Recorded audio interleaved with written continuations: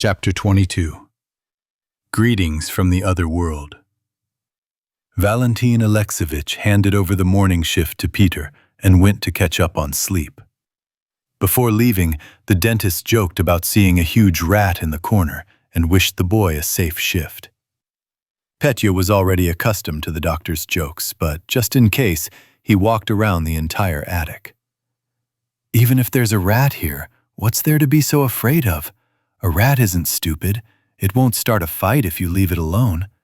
It's a good thing rats don't get infected with the zombie virus, otherwise it would be a complete disaster. Or, for example, the crows. There are so many of them circling, constantly on the lookout for carrion.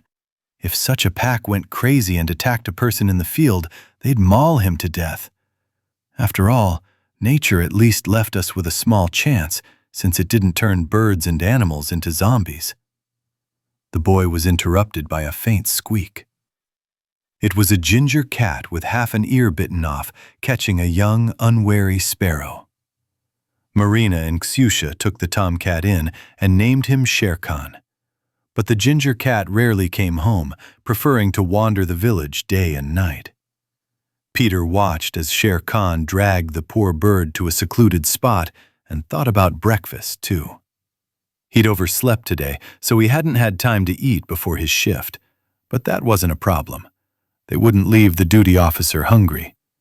And, as if to confirm his thoughts, Ksyusha's voice came from below. "Petya, are you here?" "Where else? Went AWOL?" "Well, I just said that," the girl said, a little embarrassed. "Are you hungry? Your mom gave you some." "I want to. Get up. Will you sit with me? Or do you have things to do?" "I'll stay put. Mom will call when she needs me. Your dad is helping her finish the greenhouse right now." Pyotr watched his father grow closer to Marina. It felt like their relationship could develop into something more than just good neighborly relations. The boy had grieved over the deaths of his mother and sister, but at the same time, he understood his father and didn't blame him. The dead couldn't be brought back, and life went on. When you lose someone, you appreciate simple human happiness even more. Home, family, a loved one nearby. He and his father hadn't discussed the matter, but Pyotr wouldn't have objected if Lev Nikolaevich had suddenly decided to marry Marina. But the boy was beginning to feel anything but brotherly feelings toward Ksyusha. He liked her. Shy, romantic sparks began to flicker in their interactions. They often sought each other's company, chatting constantly, recounting the past, and dreaming of the future. And now, Pyotr was glad that Ksyusha had agreed to brighten up his shift. "I'm so worried about Leshka, Gorik, and those guys. I hope they come back today." The girl shared her worries. "Everyone's hoping so. Father said they'd go looking for them, but it's not certain yet. There aren't many people left, and it's dangerous to leave the village." "Oh, look, there's someone coming!"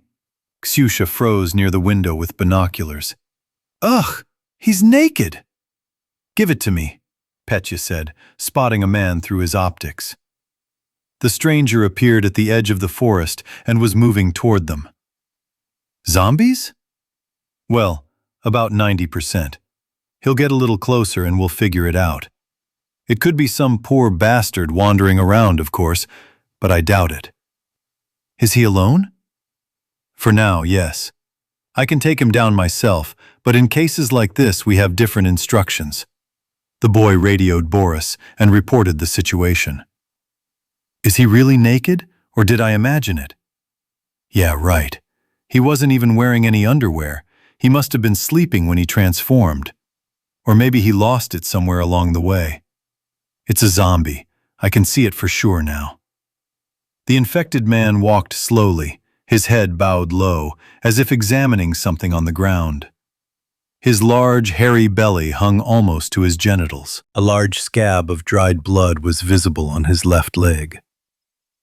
The infected man's clothing consisted only of hair, which covered his entire body from the crown of his head to his ankles.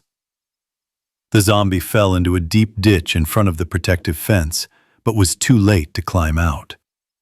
Boris and Fyodor quickly hacked the cannibal to death, conferred briefly, and headed back to the village. Peter and Ksyusha, pressed shoulder to shoulder, watched them from the window of the duty room. "Are you going to leave in there?" the boy shouted. "Let it sit until evening. Maybe something bad will happen." "So we don't have to take it to the forest twice," the Cossack replied, winking at the teenagers.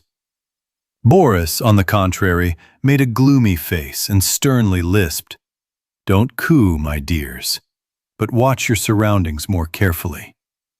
Cooing will be done in your free time, not at work." Peter and Ksyusha blushed at once, as if they'd been caught doing something inappropriate. Meanwhile, the men quickly departed to do their own thing. "Watch more carefully," Petya grumbled, mimicking RoboCop. He made it sound like we'd missed that fat nudist. "We're keeping an eye on him, aren't we? What's he upset about?" "Uncle Borya is like that. He's kind, but he's a soldier, so he's strict. That's how he maintains discipline." Ksyusha was almost 2 years older than the president's son, but Pyotr seemed tall and strong for his age. Next to her, he looked at least the same age. The zombies no longer bothered the sentries, and closer to lunchtime, 2 cars appeared on the road. "They're coming! They're coming! Over!" Petya's joyful voice hissed over the radio. "You can't get away with it. You never know who might be in their cars. Be on your guard. Over," the border guard warned in response. But this time, RoboCop's fears proved unfounded. Ivan, Lyoka, Max, and Gorik returned safely to the village after a difficult foray into Gelendzhik.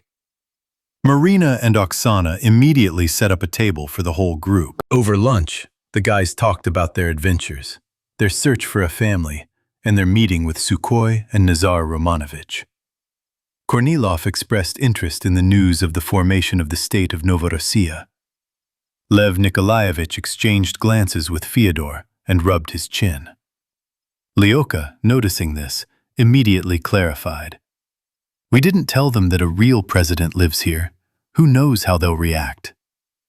"The word real is a good one, but it's no longer relevant," Kornilov answered calmly and almost humbly. "Yes, if they have the entire Novorossiysk fleet in their hands, then the firepower of their state is thousands of times greater than ours. And they are numerically greater, if they're not lying. Separatism is inevitable here in any case. Every prince will now pull the blanket over himself. Centralized power can only be established with bloodshed." Boris's political musings were interrupted by the dentist. "What about the oath? I'm not a military man, of course, but don't officers swear allegiance to the president?" Valentin squinted slyly, first at the border guard, then at Kornilov. "They'll bet on the fatherland. Presidents change, but the motherland remains the same. Maybe they used to swear allegiance specifically to Father Sharia. I won't lie, I don't know. And what oath are we talking about when there's no more fines or civilization?" RoboCop waved his hand, glancing at the bottle of moonshine, but didn't touch the glass. "Yes, every gopher in the field is an agronomist these days. He who has strength has power. To be a voivode is to live without honey." When Fyodor's supply of proverbs ran dry, he suddenly looked at Ivan. "Let's remember our parents. The main thing is, you know what happened to them. The soul will get better with time anyway."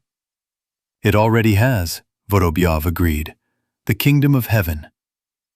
The cosmonaut didn't consider himself a religious person, but he believed in a higher power, no matter what it was called. Gradually, conversations about his parents shifted to other topics.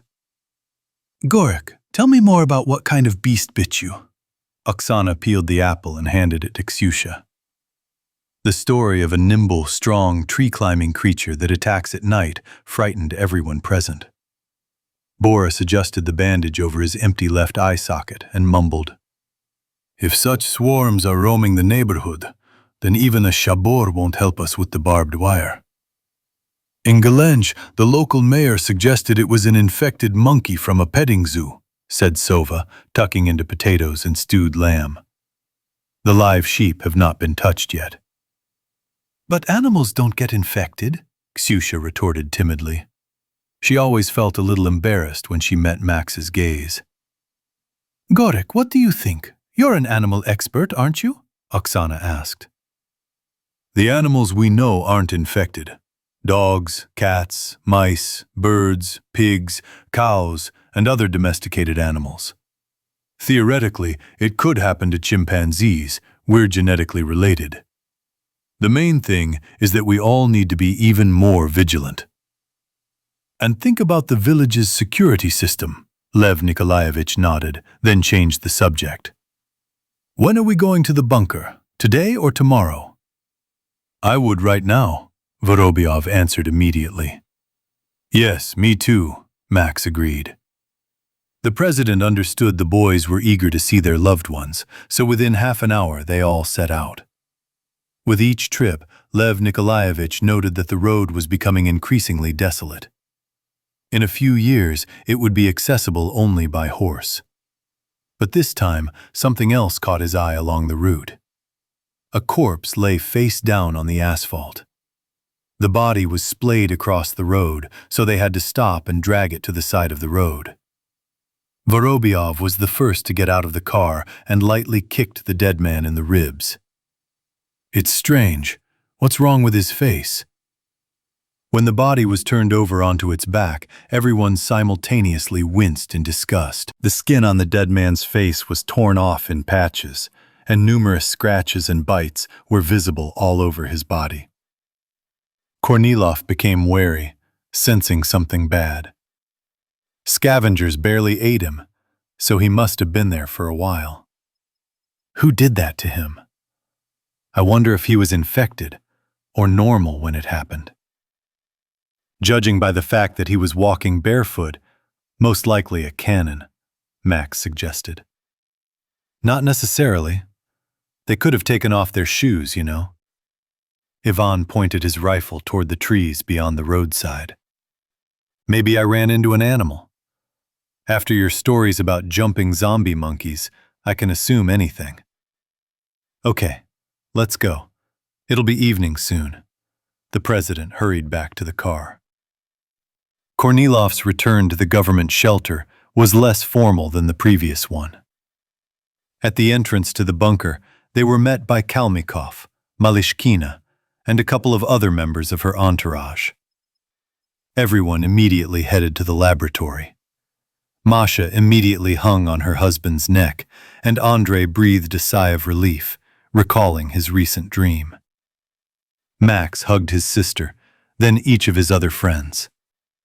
While Vorobyov summarized the results of their trip to Gelendzhik, Lev Nikolaevich discussed with engineer Kalmykov the possibility of establishing radio contact between the shelter and the village of Dalny. They agreed to address this issue as soon as Evgeny developed antibodies to the zombie virus after his rabies vaccination. The president practically ignored Malishkina. Do you have contact with other shelters? Ivan asked, still holding his wife. Yes, but almost no one is coming forward, Kalmykov chuckled. I think more than half of all government hiding places are empty right now. Some may have deliberately gone into hiding, while others had an emergency. For example, at the very beginning of the epidemic, the ventilation system in the Kazan bunker malfunctioned. The virus entered the shelter.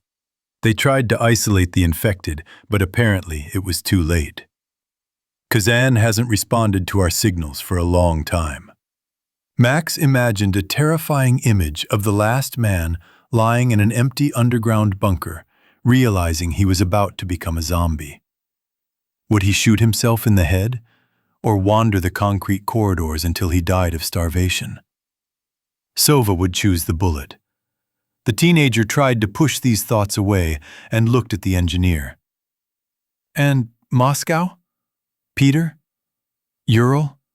Siberia? Vladivostok? No one's answering east of Irkutsk. Everything's more or less normal in Moscow. It's home to the largest colony of survivors we know of. In St. Petersburg, the government recently changed, but under a more lenient scenario than what Chernov and I experienced. No one was shot there. In any case, everyone's on their own now. All the bunkers are like mini city-states. We told them about the rabies vaccine. Those who heard, heard. The timer on the wall showed dinner time, and everyone headed to the cafeteria. Along the way, Andrei and Masha told the president about the progress of the vaccine development and admitted that there wasn't much to brag about yet. "We'll stay here while the guys work, if the others don't mind," Vorobyov said, adding salt to his bowl of rice. "Of course, no one intends to separate you by force," Lev Nikolaevich nodded. "But I need to return to the village tomorrow." It's risky alone." Max choked slightly and received a couple of therapeutic slaps on the back from Andrei. "I'll go in the evening, in the dark, when the zombies have already fallen asleep." Owl exchanged glances with his sister and suggested another idea. "Lenka and I discussed it. We could join you. We'll be more useful in the village than here. Every person counts there. We'll be back here in a week anyway, right?" "Yes, I'm only glad." Kornilov was slightly surprised by the teenager's decision. "What a sly one, Max." "So you don't want to rot in these catacombs?" Katya pretended to wince, narrowing her green eyes. "I'm thinking not only about myself, but also about the team. If everyone in the village gets eaten without our help, where will we go back to?" "Spit it out, Crow. But there's logic to it. We'll have to split up again for a while," Vorobyov reluctantly agreed. "I'm not a crow, I'm an owl," Max corrected his friend. Before bed, everyone discussed and agreed on plans for the following day, but the following day brought its own unexpected changes. Closer to lunch, Engineer Kalmykov rushed down the hallway in search of the president. "Lev Nikolaevich! Lev Nikolaevich! The bunker in Mezhdugorskoye has contacted us. They have an urgent message." "In Mezhdugorsk? Is that in the Urals?" Kornilov clarified. "That's the one. Basically, they picked up a signal from Siberia and relayed it to us. Come on, listen for yourself. We definitely need to call Andrei and Masha, too. There's something." A few minutes later, the entire group gathered in the small room that served as the shelter's communications center with the outside world. Stony-faced, tense, they listened to Khaimovich's voice coming from the loudspeaker. His message was played several times, but it still seemed hard to believe it was true. "Is it him? Is it really him?" Masha asked Andrei again, her eyes wide. "You hear it yourself. I wouldn't confuse his voice with anyone else's. It's 100% Borisich." "What a bastard, as tenacious as a cockroach," Ivan noted bitterly. "I felt he was alive. Something inside me told me so," Masha sighed, unsure whether to be happy or afraid of the professor's resurrection. Kuznetsov scratched his chin and suddenly felt a chill down his spine, just like during his nightmares. This bastard is our best chance to quickly create a vaccine. Besides, there's a girl dying there. But how are we supposed to get to him? Vorobyeva looked hopefully at the president. "To save a single unknown girl, Malishkina would definitely rebel and disapprove of my idea. But if we're talking about the vaccine and whoever created it..." "Well," Ivan demanded impatiently to develop his thought when Kornilov suddenly fell silent. "Right now, first we need to check and calculate everything. Zhenya, how far is it from us to this Khaimovich?" "One moment." The quick-witted Kalmykov was already entering the coordinates the professor had given him into the computer. Lev Nikolaevich assessed the mileage and sighed with disappointment. "It's too far. We won't make it." "We could try via Mezhdugivsky. They're just over 1,700 kilometers away by air," the engineer suggested. "Ask them for the opportunity to refuel." "We'll do it," While Yevgeny was contacting the bunker in the Urals, the president explained his plan. We have 2 helicopters. We evacuated here from Moscow in them. They have enough range to reach Mezdugirskoye. If they refuel us, we can pick up this professor and the girl and get them back to the Urals. We'll need a second refueling there to get back here. We need to leave as soon as possible. I'm afraid if we don't make it in time and the girl dies, Albert Borisovich won't reveal the antivirus secret even under torture, Masha warned. Why did Khaimovich become so kind that he decided to give himself away for some girl? He knows what awaits him, Kuznetsov mused, eyeing the radio's speaker with suspicion. Yes, it's strange.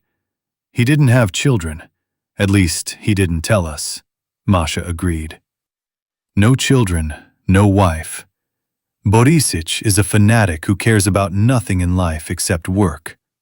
Andrei folded his arms and leaned against the wall. You think this is a trap? Lisitsina bit her lower lip in excitement. The professor's announcement turned everything upside down. Some kind of weird trap, Ivan said doubtfully. Judging by his voice, your Khaimovich doesn't really expect anyone to show up, even despite his promises to create an antivirus. Maybe he's gone crazy, and this is just his fun? And who else but us would really believe him? Albert Borisovich is counting on the help of the intelligence services, the military, and those who have the resources to create a vaccine, Masha suggested. Yeah, and they'll send a rescue expedition to Siberia at the first call. The cosmonaut wanted to say something else, but Kalmykov intervened in the couple's conversation. Judging by the coordinates, it's pure taiga there. Transmitting a message from there to the Urals would require some pretty sophisticated equipment. What nonsense! What should I do? Andrei was terribly nervous, becoming increasingly confused in his thoughts. We have a chance of getting the antivirus, but it's a huge risk. The helicopter is reliable, but anything can still happen on the road. Kornilov looked at his open palms, as if weighing the pros and cons. Ivan didn't like the idea of getting involved with Khaimovich again. You won't be able to make a vaccine without this psycho? Honestly, I can't give you a 100% guarantee, not even a 50% one, Kuznetsov admitted quietly. Masha confirmed her colleague's words with a silent nod. At that moment, a hissing sound was heard, and a hoarse male voice from the Mezhdugirsky bunker promised to refuel the helicopter. But then he demanded the president's personal guarantee that his people would be provided with the vaccine. Lev Nikolaevich looked at those present. I'm ready to take the risk. Chapter 23. Flight. The helicopter was rolled out of the hangar. According to emergency evacuation protocol, it was fully prepared and ready to depart at any moment.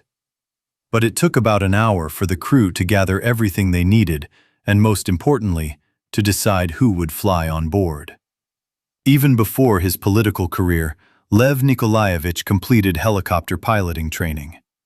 Aviation became one of his favorite hobbies. Later, the president tried to fit the occasional helicopter flight into his work schedule. Kornilov was always accompanied by a more experienced pilot, but his assistance was generally not required. Therefore, the question of who would fly the helicopter was readily apparent. There were simply no other options, as the regular pilots had been killed during Chernov's coup. The remaining crew members remained to be decided, and that's when the debate began. Andrei's candidacy was approved without discussion. Ivan also volunteered as a combat unit, but flatly refused to take Masha with him. You're not needed there. Why risk it? We'll just pick up your Borisich and bring him here, and then you can talk to him. No. Firstly, there's a sick girl there. She might need help on the spot or on the way, and I can handle that better than Andrei. And secondly, I remember how your last meeting with the professor ended. You almost killed him. He hates you. It's better for you to stay here, and Andrei and I will fly." Masha began to argue, unexpectedly asserting her point of view. Ivan was a little embarrassed by his wife's pressure. "We can't risk you and Andreyucha. One of you definitely needs to stay here and continue working on the vaccine if, well, you know, if we don't come back." "I still can't handle it alone. Then I'll have to leave, Andrei. That's it. I'm flying, period. Otherwise, you'll end up fighting again and killing each other." Masha's whole demeanor made it clear the helicopter wouldn't take off without her. "We're all flying together. Won't this significantly affect the flight range?" Kuznetsov asked the president. "Plus or minus Maria's weight won't make a difference if we lighten the car as much as possible." Katya, Lena, and Max didn't even ask to board, knowing full well they wouldn't be allowed. Flying as ballast just for company would have been too stupid and irrational. The rotor began to move. The wind scattered the dust accumulated on the pad, and the helicopter lifted off. The blades cut through the air with such a roar that those remaining on the ground clutched their ears. But soon the noise faded, and the machine rose above the observatory's dome and headed east. Kalmykov, wearing protective gear, looked with slight envy at Lysitsina and the Savelyevs. They dispensed with the stifling, airtight suits and could breathe freely. If Masha and Andrei were right, he would soon be able to do the same. For now, though, he needed to hide again in the underground concrete box. The engineer waved to the presidential men who had been left in his care and strode toward the shelter entrance. The helicopter climbed smoothly. Lev Nikolaevich turned his head and looked at the ground. The hangars, the observatory, the defensive perimeter. Everything seemed so small from above. But in reality, they were small. Small and weak, as time would prove. Humanity proved unprepared for a clash with a space adversary. This was not a formidable alien fleet, as science fiction films so often portrayed, but a tiny, almost invisible organism that dealt a crushing blow to human civilization. But they still had a chance to start over. And that chance awaited somewhere in the middle of the Siberian taiga. I'm not mistaken. Is this the same Shmel? Vorobyov looked curiously at the instrument panel. He was assigned the co-pilot's seat, but despite his space experience, Ivan knew this position was purely formal. He knew how to fly a helicopter about as well as a submarine, which is to say, nothing.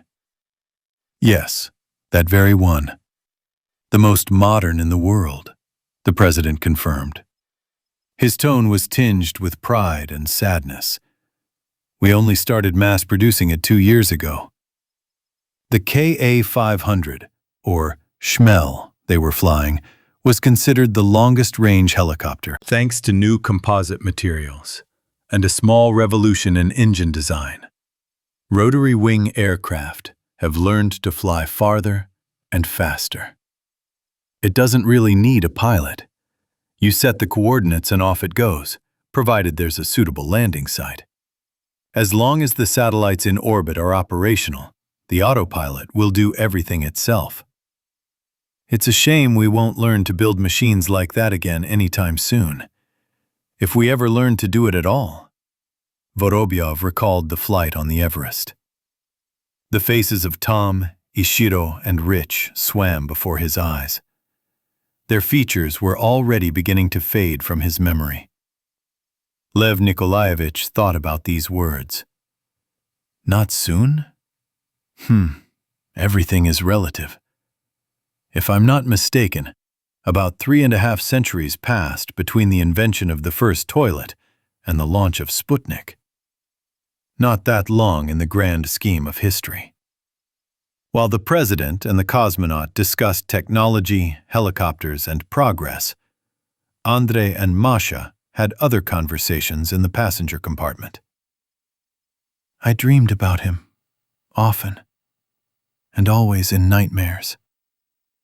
In my dreams, Borisic was constantly trolling me, bullying me, making fun of me.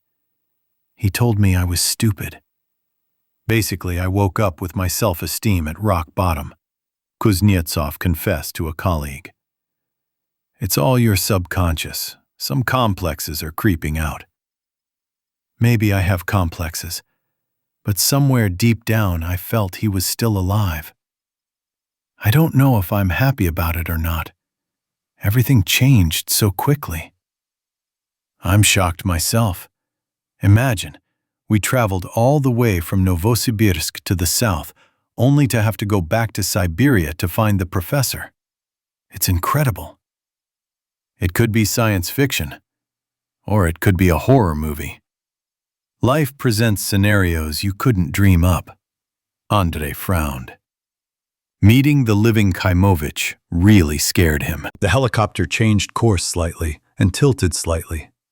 Masha pressed herself into her seat in fear. I wonder who this girl was for whom Albert Borisovich risked his life. There can only be one punishment for his crime: death. We'll find out today, or rather tomorrow. It's a 12-hour flight, plus refueling time. That's what the president said. It seems like a long time, but compared to how long it took us to get here. Andrei yawned widely and scratched the fresh scar under his eye, left by the zombie girl's bite. Can you imagine?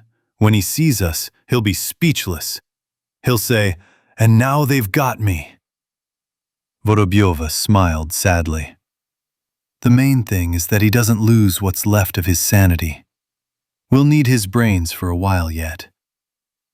Masha fell silent, considering what would happen after Khaimovich helped create the antivirus. Despite his monstrous act, somewhere deep down, she pitied the professor. He had done so much for her after her parents' deaths. Of course, Khaimovich hadn't become a second father, but he had helped her enter university, arranged for her internships at the research institute, and finally hired her to work in the lab. Masha had always considered Albert Borisovich a little strange, but she loved him in her own way. He treated her almost like a father. Until that moment, everything changed. 5 hours later, the helicopter began its descent. Below them lay a snow-covered field with a nondescript concrete building standing nearby. No signs of civilization were visible. The dark outlines of forested mountains surrounded this gloomy, remote place. Kornilov shut down the engines, the roar of the rotor blades giving way to a crushing, unsettling silence. Ivan climbed out of the cockpit and looked around. No one. Are we sure we've landed here? We have to wait. The government motorcade won't be meeting us here. Lev Nikolaevich scooped up a handful of snow and took a deep breath. The air here smelled completely different. Masha wrapped herself in a warm down jacket and covered her nose with her hand. Her skin was already unaccustomed to the cold. With the engines off, the air in the cabin began to cool quickly. Andrei looked at his pretty colleague and chuckled slightly. I can hug you to warm you up, but I think my husband wouldn't approve of such frivolity. Better not. Why do we need jealousy scenes? A blush appeared on the girl's cheeks, either from the cold or from embarrassment. Kuznetsov recalled how, not long ago, he'd openly made advances toward Masha, and she'd repeatedly rebuffed him. The atmosphere was anything but conducive to romantic reminiscences, but the thoughts persisted. To banish them, the scientist rose from his chair. Okay, let's go outside and stretch our legs. It's still a long flight. About 10 minutes later, the roar of engines was heard, and 2 snowmobiles appeared from behind a concrete building. Lev Nikolaevich let out a sigh of relief. They had been right. Help was on the way. At least this part of the mission could be considered accomplished. 4 men in respirators and identical dark green army jackets stood near the helicopter. None of them saluted the president. The stockiest one languidly extended his hand to Kornilov, as if to an old friend. "Good evening, Major Vlasov. It's unusual to see you looking like this." "Lev Nikolaevich, nice to meet you in person." The president tried to sound friendly, knowing he was no longer commander-in-chief, and therefore couldn't demand anything from these people. Meanwhile, Ivan studied the other 3 strangers. 2 of them turned away, aiming their machine guns into the snowy void. Judging by the soldiers' tense expressions, even in this remote area there was plenty to fear. The third glanced around apprehensively, constantly adjusting his respirator. It was clear he felt uneasy in it. "We'll refuel the helicopter now, but we have one condition." The major pointed first at Ivan, then at Andrei and Masha. "One of your people will stay with us until you give us the vaccine. Or rather, until we're sure it works. Otherwise, maybe just give us some vitamins and we'll be fine." "This is unacceptable," Kornilov responded dryly, not expecting such impudence from the officer. "Get a rabies shot, it helps. You see, we don't need respirators. We have immunity thanks to the vaccine," Kuznetsov lied slightly. "Yes, we received that notification. But if the rabies vaccine works so well, then why are you flying to who knows where after that professor? He said he personally developed the virus and knows how to make a cure. Maybe your vaccine works for a year or a month. Anyway, while you're flying, one of your guys will be staying here, in complete safety and comfort. Have a meeting. We're leaving in 2 minutes." Vlasov narrowed his eyes arrogantly, adjusted his cap, and walked back to his soldiers. Life once again reminded Lev Nikolaevich that his former status no longer meant anything. The president's authority was now valued no more than the trampled snow beneath his feet. "So I take it we have no choice? There's no other gas station nearby?" Andrei glanced at Kornilov, then glanced briefly at the major. Lev Nikolaevich glared at the rotor as if it were somehow to blame. "We only have enough fuel to get back. We have no contact with other shelters in the Urals. No one is responding to our signals. There's nowhere else to refuel." "I'll stay," Ivan volunteered. "Masha's right. I'll only irritate that psycho and I could ruin everything. When you finish the job and the vaccine is ready, you can come pick me up." "No, we don't know them at all," his wife interjected. "We need to come up with a different plan. Offer them something in return, other guarantees." "What? Will you write a receipt? Will you say, 'Cross my heart'?" "I can understand them. It's a reasonable price. The sooner you get it done, the sooner we'll see each other. There's no point in them killing or maiming me. I think everything will be fine, and I'll make some contacts along the way, in case they come in handy. Unfortunately, I have no other ideas. I don't want to separate you and hand anyone over as hostages, but I agree with Ivan." Kornilov looked guiltily at the girl. The wind shifted, and it became even colder. The helicopter kicked up a flurry of snow, its mighty structure easily lifting off the ground. The machine truly hummed like a massive shmel, an aerial giant that feared nothing but the elements. The cosmonaut turned to look at him again. Masha was waving through the window, but Vorobyov couldn't see her. A white shroud obscured the sky. The snowmobile suddenly accelerated, and Ivan nearly fell over, mentally cursing the driver. The smell of diesel fuel wafted past, contrasting sharply with the purity of the mountain air. They were rapidly approaching a gray concrete wall with a large gate. A strange sense of inevitability washed over Vorobyov. But there was no turning back. Chapter 24. Concrete cage. Complete silence surrounded Herman. He no longer heard the familiar rustle of the wind, the occasional bark of dogs, or the raspy cries of crows. His sensitive ears detected only his own quiet, almost soundless breathing. His memory slowly reconstructed the events of the past. The mutant recalled standing outside and smelling a human. Herman tried to hide in the barracks, but suddenly felt a slight pain. He ignored it, and a few seconds later, his arms and legs stopped responding. Then darkness fell.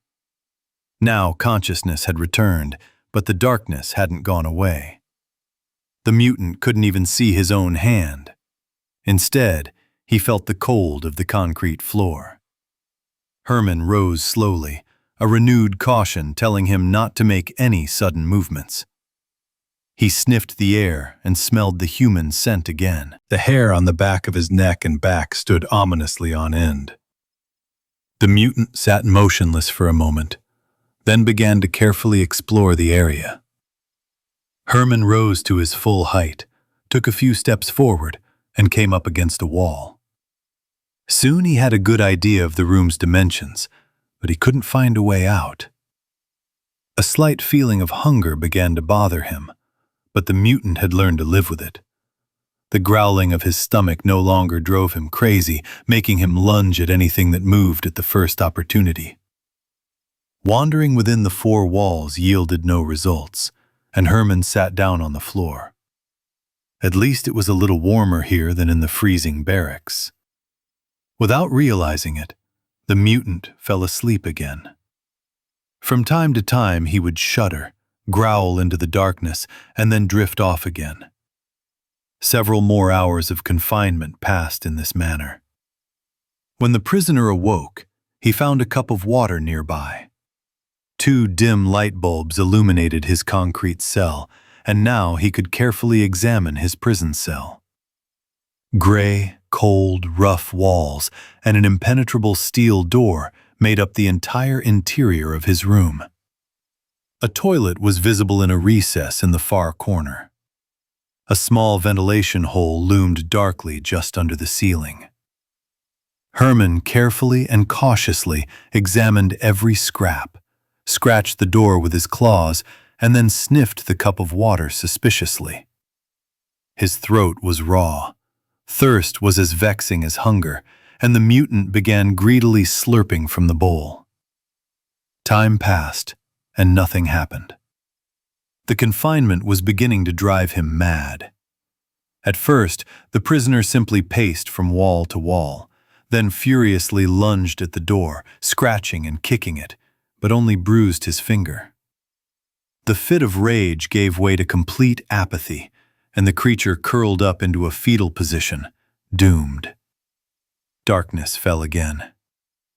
Herman felt a slightly bitter taste in his mouth, and after a few minutes, fell into a deep sleep. When he came to, the bowl was filled with water again, and next to it stood a second bowl with a fresh, icy chunk of meat.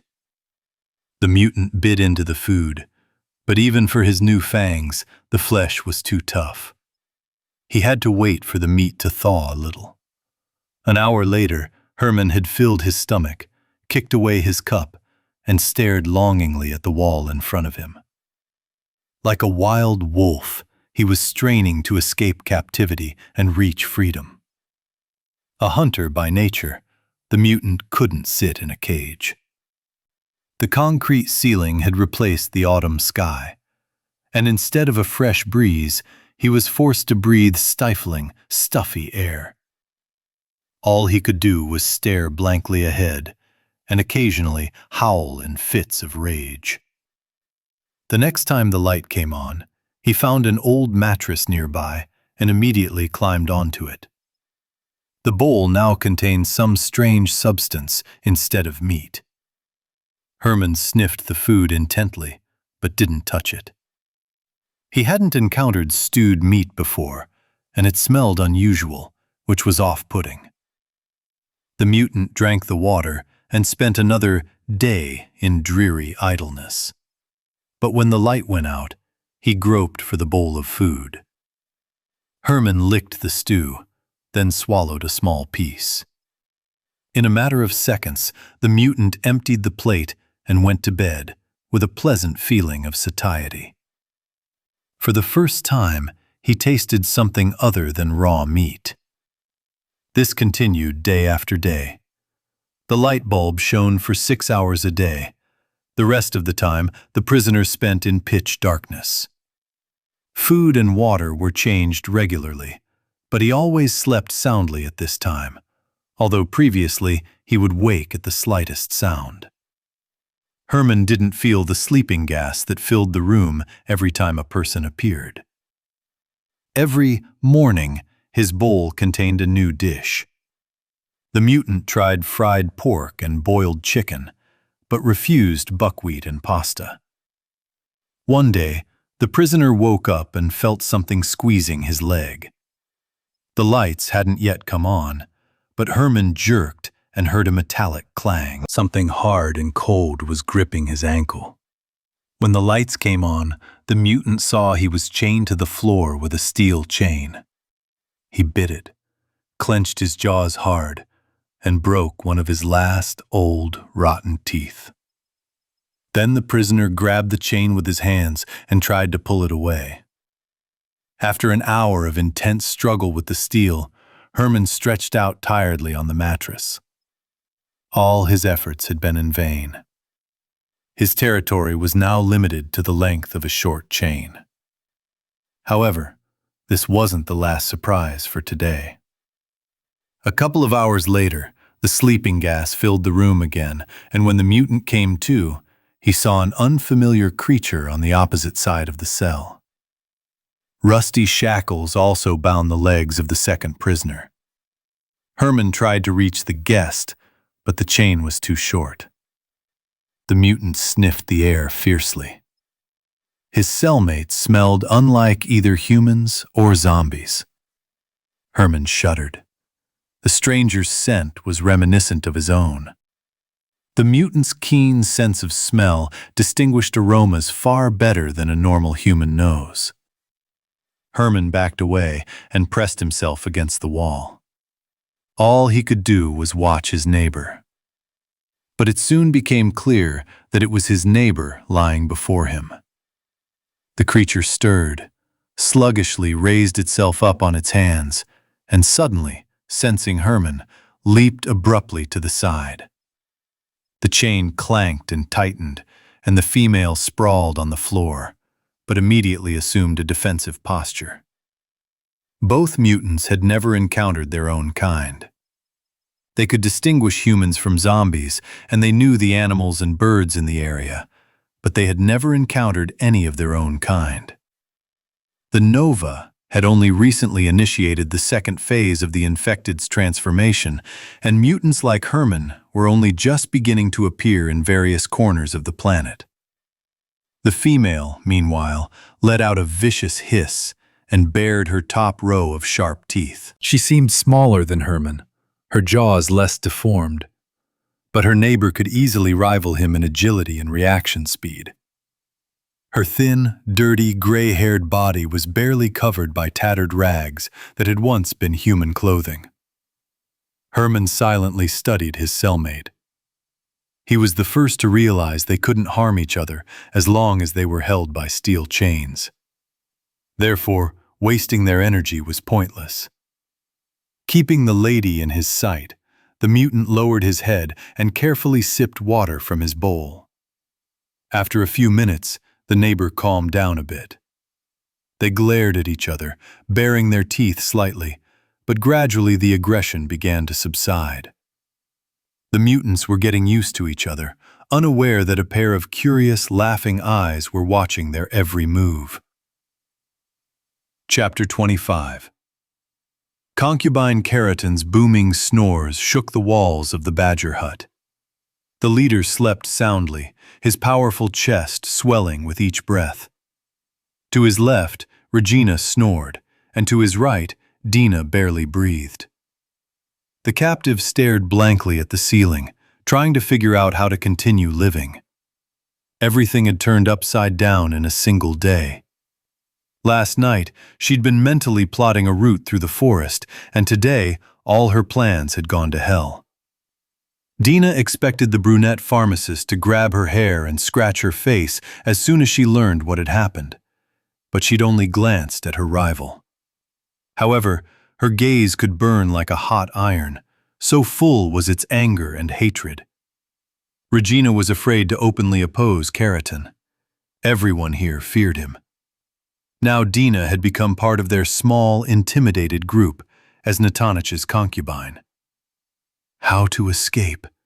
That was the only thought that occupied the girl's mind from morning until night. She was almost never alone. Keratin had ordered that she be kept under close watch. Her backpack, weapon, food, tent, and fire starter were divided among the others, all going into the communal pot. Dina wouldn't have lasted even a couple of days in the cold taiga without all of this. Several days passed like this. The captive worked alongside everyone else, cooking, helping with the housework, washing, and cleaning. Regina barely spoke to her rival, jealousy flaring within her like an awakened volcano. One day, Dina was alone with the pharmacist and tried to explain everything, but the brunette merely spat out a spiteful, "If the bitch doesn't want it, the dog won't jump." Regina also began to act much colder with Khariton than before. Natanich merely chuckled, listening to her jealous hissing. He took turns with wives from his small harem and wouldn't mind expanding it if another attractive woman came his way. However, Dina would only be pleased. At least then she would end up in bed with Natanich less often. Each time, the girl gritted her teeth and endured the caresses of this man old enough to be her father. Dina feigned resignation. She hoped to lull the leader's vigilance and waited for her chance. And he introduced himself one morning when the concubine was least expecting it. The captive was sent to fetch water, accompanied by Demon. His company was even more repulsive than Khariton's. Dina had already cursed more than once the day she encountered that insolent, smug redhead in the forest. Demon silently followed her all the way to the stream, and then, looking around 10 times in fear, quickly sat down next to her and whispered, "Do you want to run away together?" "He's provoking me, the bastard, I'm sure. Natanich ordered him to check on me," the girl realized, scooping up some water with a bucket. She didn't reply and pretended she hadn't heard the words. "I'm serious. I'm so sick of everything here." The red-haired man ran the edge of his hand over his neck. "Well, run then. There's the forest," Dina said indifferently, but a spark of hope flickered in her mind. Khariton kept the boys under his thumb, and life wasn't exactly a bed of roses for them either. But at least it was life, and the girl had little faith that Diamond would risk it. "To be honest, I don't really know my way around the taiga. And you, as I understand it, are a seasoned hiker. I don't want anything from you. I'm not going to climb under your skirt. I'll help you get your things back, your backpack, your tent, and pack some food. It'll be easier to survive together. And then, when we get to the people, we can go our separate ways, if you want." "Aren't these people here?" Dina asked suspiciously, afraid to rejoice prematurely. "Pooh may be okay, but he's afraid to cross Khariton. Even if Natanich screwed his wife, he wouldn't say a word against it." Dina smirked to herself, realizing that, despite Khariton's amorous nature, he would only have gotten involved with Uliana Andreevna in the most extreme circumstances. Regina certainly wasn't jealous of her, but otherwise, the redhead was right. They were afraid of Natanich. However, even with her fierce hatred for Khariton, Dina recognized him as a true leader. He held their motley crew together like steel reinforcement, preventing the team from falling apart. There was no one to replace him. Some lacked the brains and authority, others the courage and will to become a leader. We had another boy here, Diamond continued in a low voice. But he broke his arm and couldn't work. Hariton went into the forest with him and came back alone. Understand? He's the one who claims to be such a protector and patron, telling us we'll all die without him. And it's still a question of who needs whom more. The wind swayed the branches overhead, sending shivers down Dina's spine from the cold. A flock of ducks flashed across the sky, the birds flapping their wings vigorously toward warmer climes, anticipating the coming frosts.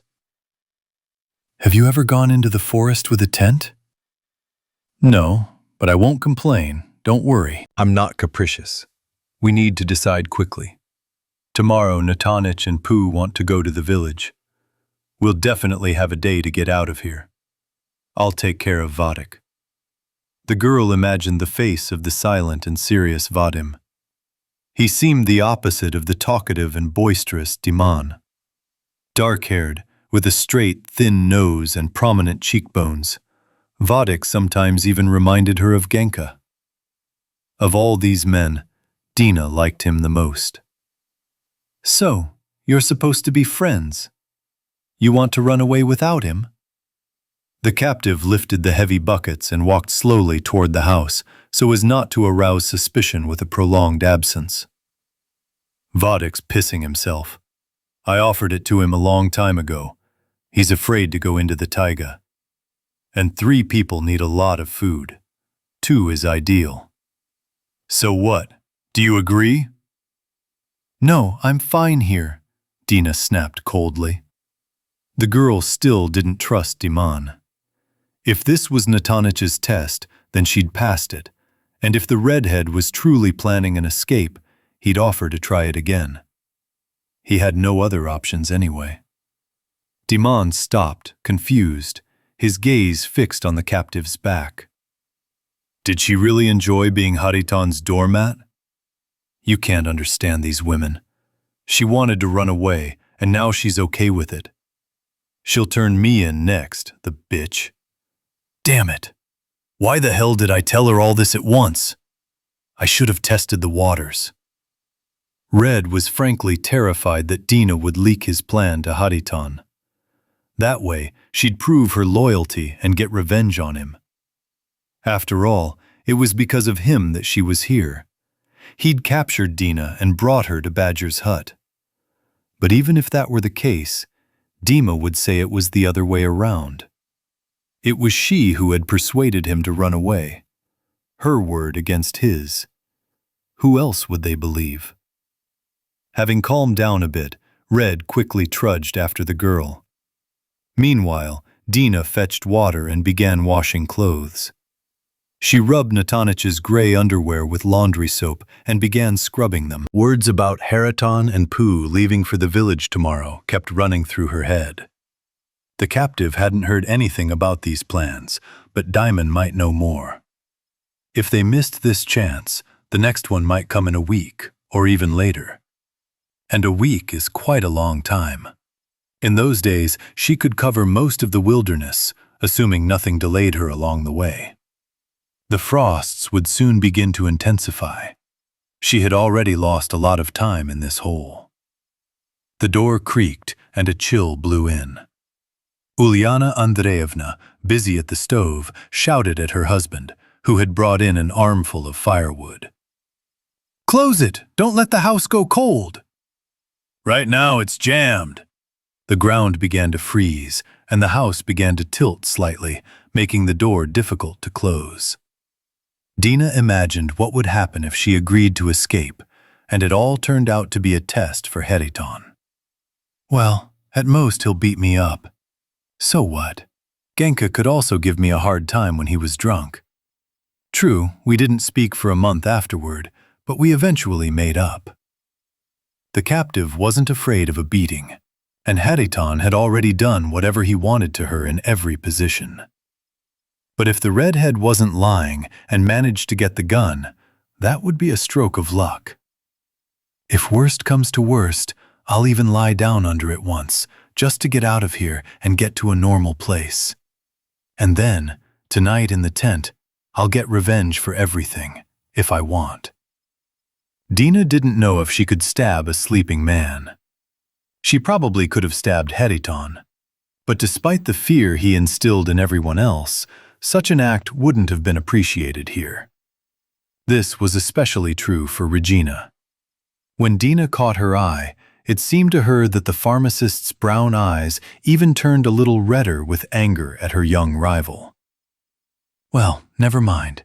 Soon he'll love only you again, regularly and without fail, until he finds a new young woman.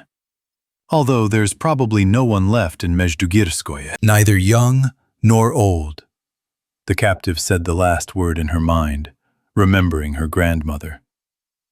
Dina was tormented by guilt for not being able to give her a proper burial. Suddenly, the girl had a new idea, which she immediately called idiotic. We need to return to the village and burn the house along with the body. She couldn't dig a grave in the frozen ground, so cremation was the only option. People used to be burned.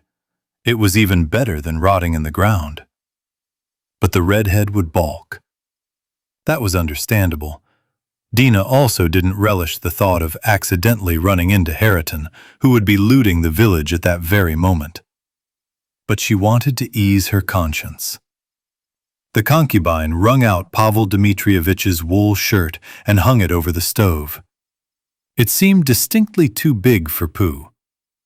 Dina thought it might have belonged to the guy Natanich had killed in the forest, assuming Diamond hadn't lied.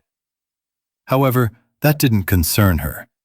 Killing people these days was hardly a crime, more like a daily routine.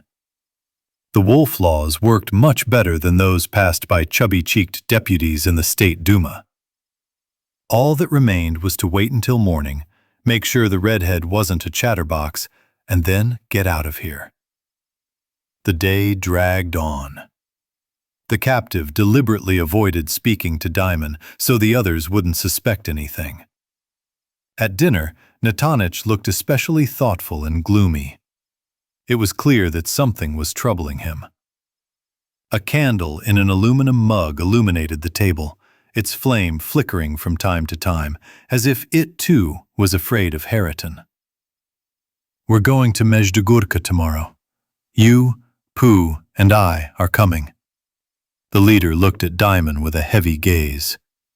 He swallowed and began to fuss. Are you really going to leave the house to vodka alone? Ulyana Andreevna rubbed her wrinkled hands and cast a plaintive glance at her husband. Who needs you here? Even the zombies have stopped wandering around the forest. Everything around here is dead, Natanich replied irritably. But this argument did not calm the women. Regina was especially indignant. They stopped today, but they'll be back tomorrow. It's better if you stay behind then, and the men will go to the village. It'll definitely be safer with you than with that goldfinch. The goldfinch himself, named Vadim, did not react in any way, since he was on evening duty outside and did not hear the conversation. You keep talking to me. Hariton abruptly slammed his fist down on the table, and everyone's tea mugs jumped up in the air. But after a couple of seconds, he softened a little and compromised. Okay, the red-haired one will stay too.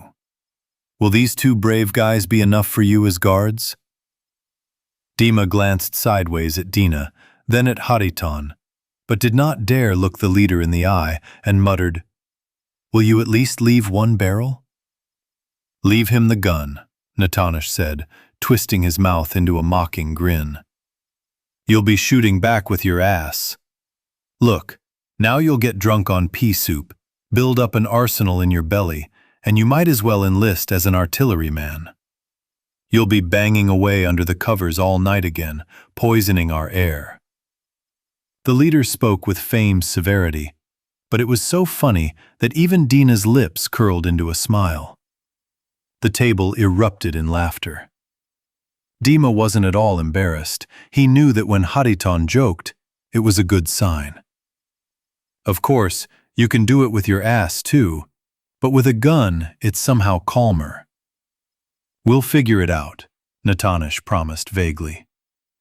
Pooh was supposed to be on duty that night, but due to a business trip, he was given a sleep-off shift, and the redhead took over. The boy went off to get a couple of hours' sleep while the others were still chatting at the table. Meanwhile, the house creaked, crunched, and whistled, as if joining in the general conversation. Dina raised her eyes to the blackened, smoke-stained ceiling and caught herself thinking how much one's attitude toward a place depends on one's company. She used to love the Badger Hut. Its tourist fraternity often held merry feasts there. Occasionally, she'd meet an interesting person who'd found refuge in this den during their travels. And how many heartfelt late-night conversations, wonderful tales, and spine-tingling horror stories had these walls heard. But now, Badger's Hut seemed to her the darkest, most repulsive, and hateful place on earth. She wanted to run away from there, straight into the night, away from Karitan's rough laughter and Regina's piercing gaze. "Oh, let's add some more tea. There's still some." Uliana Andreevna began to fuss, but the pharmacist stopped her. "Just sit down already. Take care of your creaky legs. I'll pour it myself." Regina got up from the table, collected everyone's mugs, and went to the stove, where tea was smoldering in a bucket at the bottom. "Yes, my feet have been buzzing all day today. It looks like frost is coming," Pooh's wife complained casually. "The cold is good. It's worse for zombies than for us," Pavel Dmitrievich answered, licking his lips. "When it hits -40 outside, we'll be in for a rough time too." The brunette returned to the table with 2 mugs, one for herself and one for Natanish.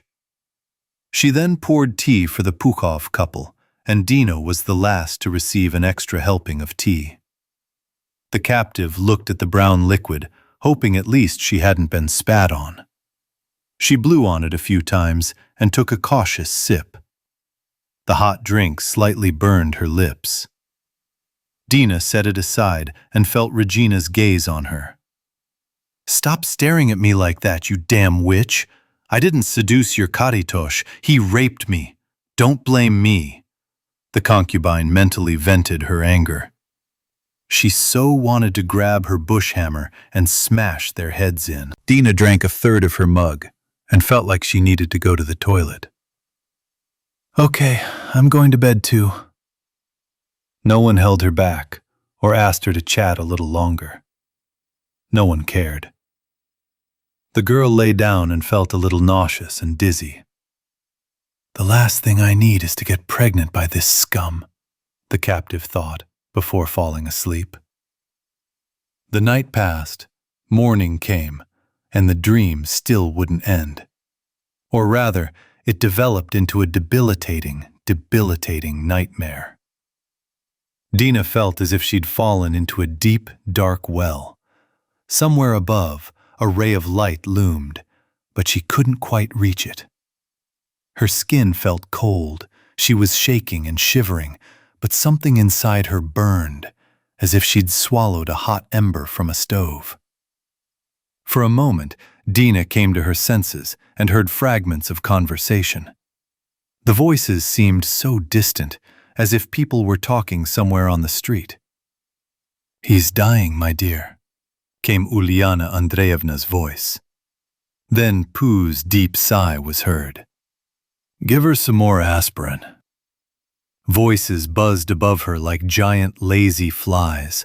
The door slammed periodically, and footsteps were heard. It was as if a distant memory from a past life had emerged, that today was the day of escape. "Redhead's probably already gone," the girl managed to think before losing consciousness once again.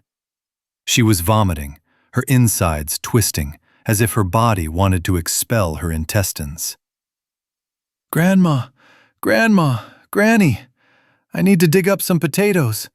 I'll put them in the cellar, otherwise it'll rain and they'll all rot," Dina babbled with trembling lips, at the moment when Uliana Andreevna wiped her forehead with a wet cloth. "What is she saying there?" A familiar hoarse voice rang out, but Dina couldn't remember whose it was. "Delirious," muttering something incoherent. "Sometimes about his grandmother, sometimes about the taiga, and she seemed to be reminiscing about her mother." "Take out the vomit, it stinks up the whole place," the same voice demanded rudely. Dina realized she was dying. She realized this with surprising clarity, as her mind cleared for a moment. But instead of fear, she felt guilty for not having done something. But to whom? And what? The girl couldn't figure it out. The bitterness of bile filled her mouth again, and the captive asked for water, but no one heard her. With a great effort, Dina opened her eyes and saw only darkness. Everyone was asleep, a thin smoke still rising from the candle stub. The wood crackled in the stove, occasionally throwing red sparks from the damper. "Drink," Dina repeated into the void. She had no strength left to stand or even move her hand. Her head spun again, and she sank into a place darker than the night room. Chapter 26. Angels. A flock of red-breasted bullfinches chattered animatedly to one another on the legs of an old pine tree. Suddenly, the birds fell silent. Instead of their cheerful chirping, a strange hum filled the air, as if a huge swarm of hornets were approaching. But where could hornets have come from on this frosty autumn day? The hum grew louder. The bullfinches took flight from the tree and disappeared into the undergrowth. A few seconds later, a large helicopter appeared in the sky.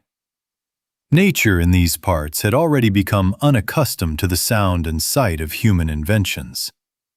Soon, the helicopter disappeared behind the pass.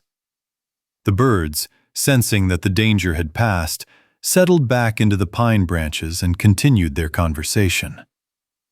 Tanya lay in her bed on the second floor, sleeping so deeply she could have been mistaken for dead.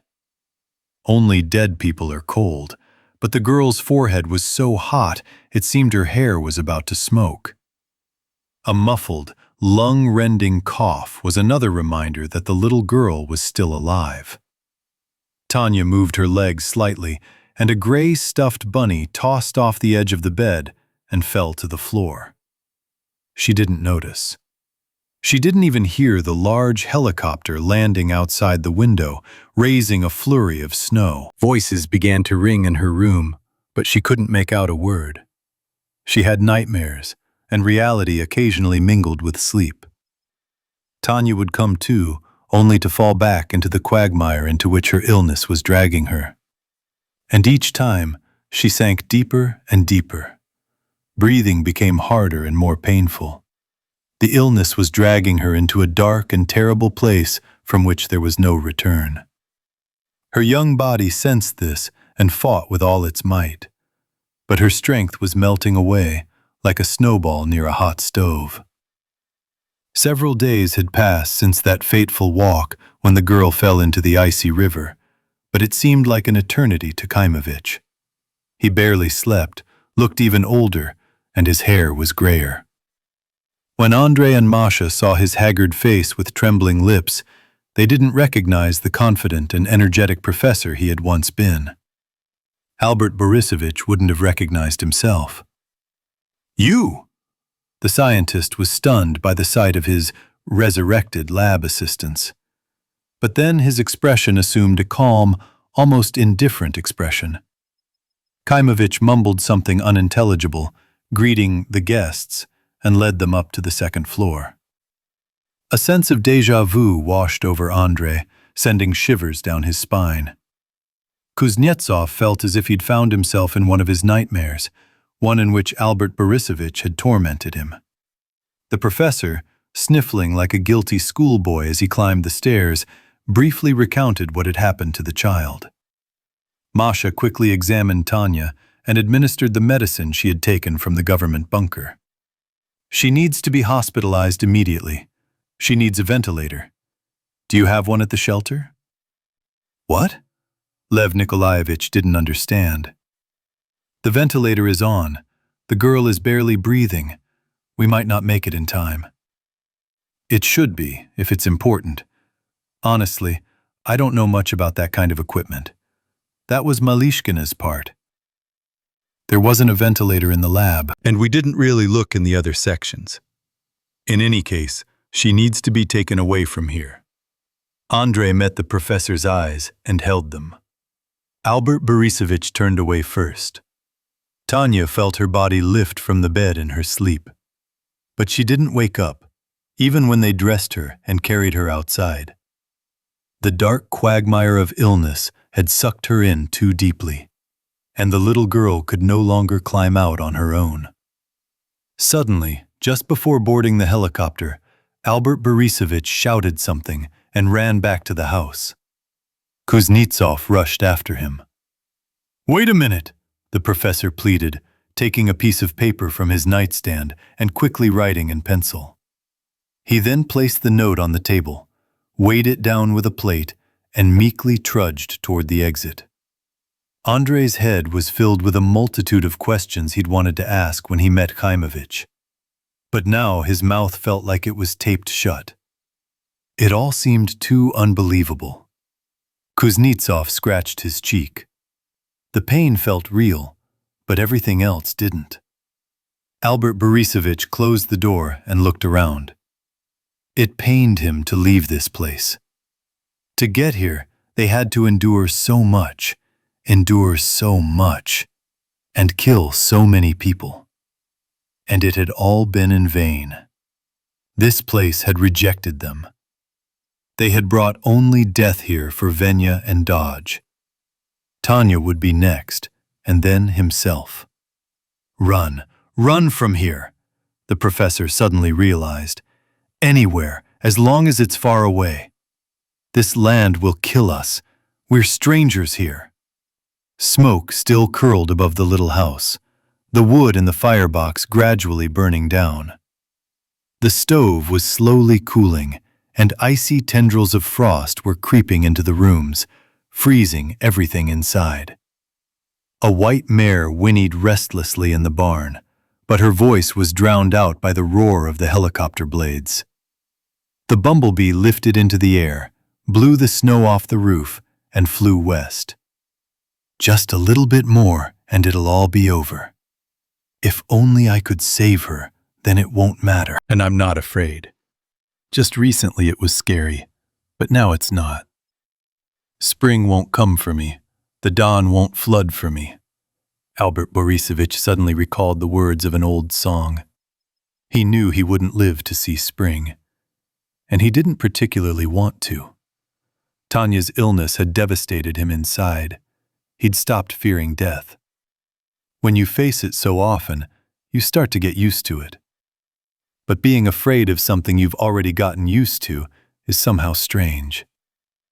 Suddenly, Tanya came to her senses and opened her eyes.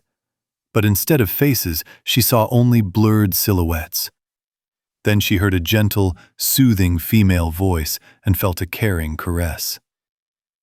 "Angels, angels, take me away," whispered the blue lips, but no one could make out her words. The feverish swamp spat the little girl out for a moment, only to suck her in deeper again. The girl fell into oblivion once more and never woke up. The Shmel, cutting through a headwind, approached the southern Ural latitudes. Lev Nikolaevich rubbed his eyes, trying to regain his composure. He hadn't slept all night. Although the helicopter was on autopilot, the president remained vigilant and maintained control of the entire flight. "Just make it. Come on, darling. Come on," Kornilov prayed, anxiously watching as the remaining fuel tank dwindled to nothing. And, as if mocking him, a powerful gust of wind shook the car. Masha sighed fearfully and touched the girl's forehead. The fever had dropped slightly, but the coughing had caused blood to appear on her lips. Hush, just be patient a little longer, my dear, Vorobyova whispered, stroking Tanya's hand. Her small, pale face with its thin nose wrinkled painfully with each coughing fit. It's strange. She reminds me of someone, Andrei thought, looking into her pretty face. Your neighbor on the landing, Khaimovich's hoarse voice suggested. Really? This is mind-blowing. Yeah, I see a familiar face, Kuznetsov exclaimed, not believing his eyes. I never really interacted with her family, just said hello. They had a funny last name. Svetochkin or something? Romashkina. Her name is Tanya Romashkina, the professor corrected.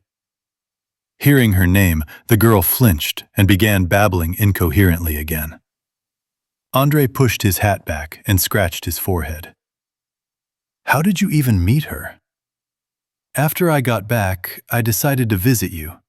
Pick up, dodge. The city was already in chaos, anarchy. You weren't home, but suddenly the door next door opened. Tanya asked me to help.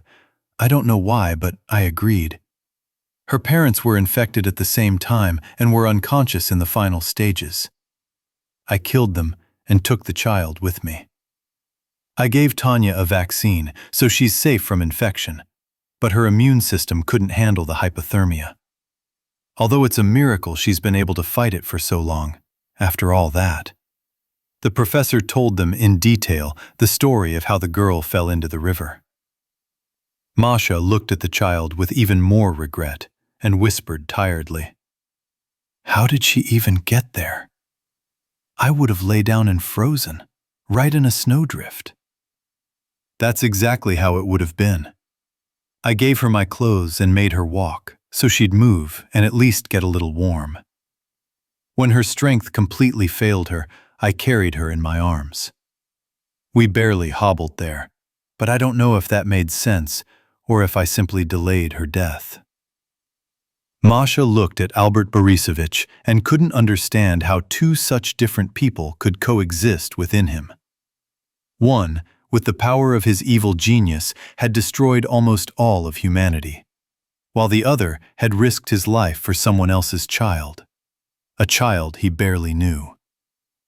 So who stood before them now? A murderer or a savior? Khaimovich resembled neither. He looked too weak, exhausted, and devastated. His torn and patched-down jacket, cracked glasses, and unkempt beard, like a garden broom, made him look more like a hapless tramp than a world-famous villain. He also looked less like a hero. Meanwhile, Andrei was assessing the professor's sanity, carefully considering his question. He remembered how their previous conversation in the cottage had ended, and he didn't want a repeat of that scenario. Back then, everything had seemed under control, and then they'd barely escaped the burning house. What if Albert Borisovich pulled a similar stunt this time? It was somewhat reassuring that the girl was nearby, and as long as she was breathing, he wouldn't risk her life. But he didn't care about their lives. Khaimovich had already proven that back in Novosibirsk. On the other hand, Kuznetsov hadn't forgotten that the professor had warned him about the epidemic, given him a vaccine, and let him into the house when they were nearly torn apart by a horde of zombies. So, there was still some humanity left in him. The main thing now was not to awaken the beast that slumbered soundly within the seemingly detached Khaimovich. The helicopter began to descend. The machine tilted slightly and began to turn. Everyone anxiously awaited landing. It seems we made it. There's only 3% of fuel left, but that's enough. We're almost there, the president reassured the passengers. Albert Borisovich stood up and stared out the window with disbelief. Have we reached your shelter yet? No, we're somewhere in the Urals. We'll refuel here, and then we'll fly on for another 5 hours, Andrei said, watching Khaimovich's every move with intense intensity. Soon the landing gear touched down, and the roar of the blades gradually faded. When the propellers stopped, Lev Nikolaevich climbed out of the cockpit and looked around. As before, no one was there to greet them, even though Kornilov had warned base over the radio. The minutes of waiting flowed slowly, like water in a dormant river.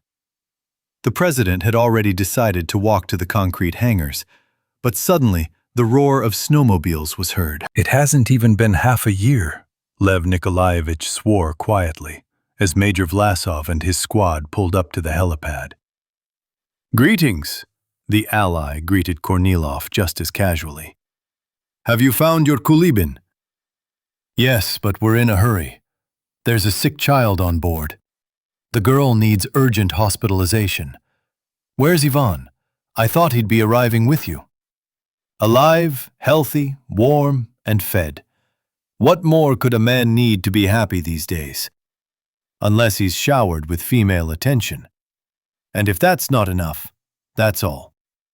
"I'll go and take a look at this beast," Vlasov said, opening the door to the passenger compartment without asking permission. His gaze slid over Andrei's face, lingered a little longer on Masha, and then settled on Khaimovich's scowling visage. "We're in a hurry. Start refueling," Lev Nikolaevich ordered demandingly, almost like in the old days. But this tone made no impression on the major. Vlasov turned to his men and made a sign with his hand. "Go ahead." Immediately, one of the fighters pointed the barrel of a machine gun at the president's chest, and the rest surrounded the helicopter. "Get out, now! Move, and no one will get hurt." "What? Hey!" Andrei yelled, but it was too late to grab a weapon. Masha burst into tears and hugged the trembling Tanya. Only Albert Borisovich didn't utter a word, but simply closed his eyes indifferently, knowing it was all over. "What the hell are you doing? On what the fuck?" Kornilov didn't have time to finish. The president's vision darkened, and blood spurted from his split lip. He collapsed backwards, sprawling in the snow as if he'd been mown down. The major loomed over Lev Nikolaevich's body, tilting his head to the side, wondering what to do with him. A few minutes later, the snowmobile engines roared again. Masha and the girl were placed on the snowmobiles, and the rest were forced to walk across the snowy field. The empty helicopter never received its fill of fuel. Cold white flakes rolled down the fuselage, and the blades swayed slightly in the icy wind. The Schmel stood frozen in the middle of the airfield, no longer able to take off. Chapter 27. Survival Work. The dead city resembled a dead body. Like all living organisms, it too began to decompose after death. The dead city even smelled like a corpse. The smell of rotting garbage, rotten food in the refrigerators of power-deprived stores, and finally, the fetid stench of the dead. And the larger the metropolis, the stronger the stench. Sooner or later, a corpse city would become a ghost town, but to do so, it would first have to rot and evaporate. De Gomis was just beginning this journey. The stench on some of its streets was so thick that even zombies avoided them, vaguely aware that living, edible prey couldn't smell so bad. May, Lipa, and Kir were a bit lucky in this regard. Their house was located almost on the outskirts, and when the wind blew seaward, the stench was barely noticeable. They tidied up their neighborhood a bit, dragged all the corpses from the nearby streets into a wooden shed, and built one large krod, a funeral pyre for the dead. But still, new bodies or remains kept appearing here and there. Lipa Polyakova sat on the roof, observing the deserted landscape. Kir was sleeping off his night shift, and Mai was practicing archery in the backyard. There were still a couple of weeks' worth of food supplies left. They had already appropriated everything they could in the area, and each time they were forced to make longer and therefore more dangerous forays. Thick gray clouds appeared from the east. The weather was getting worse, and gusts of wind indicated that foul weather was heading their way. Storm season would soon begin, and going outside would be a no-brainer. The dancer adjusted her pink braids and became wary. Something ran across the lot across the street. It was too small to be a zombie, looking a little larger than a cat. It's a good thing the virus doesn't affect animals. Otherwise, I'd have to shy away from every little creature, the girl thought. But she didn't relax. She knew animals were dangerous because they could unwittingly attract infected people.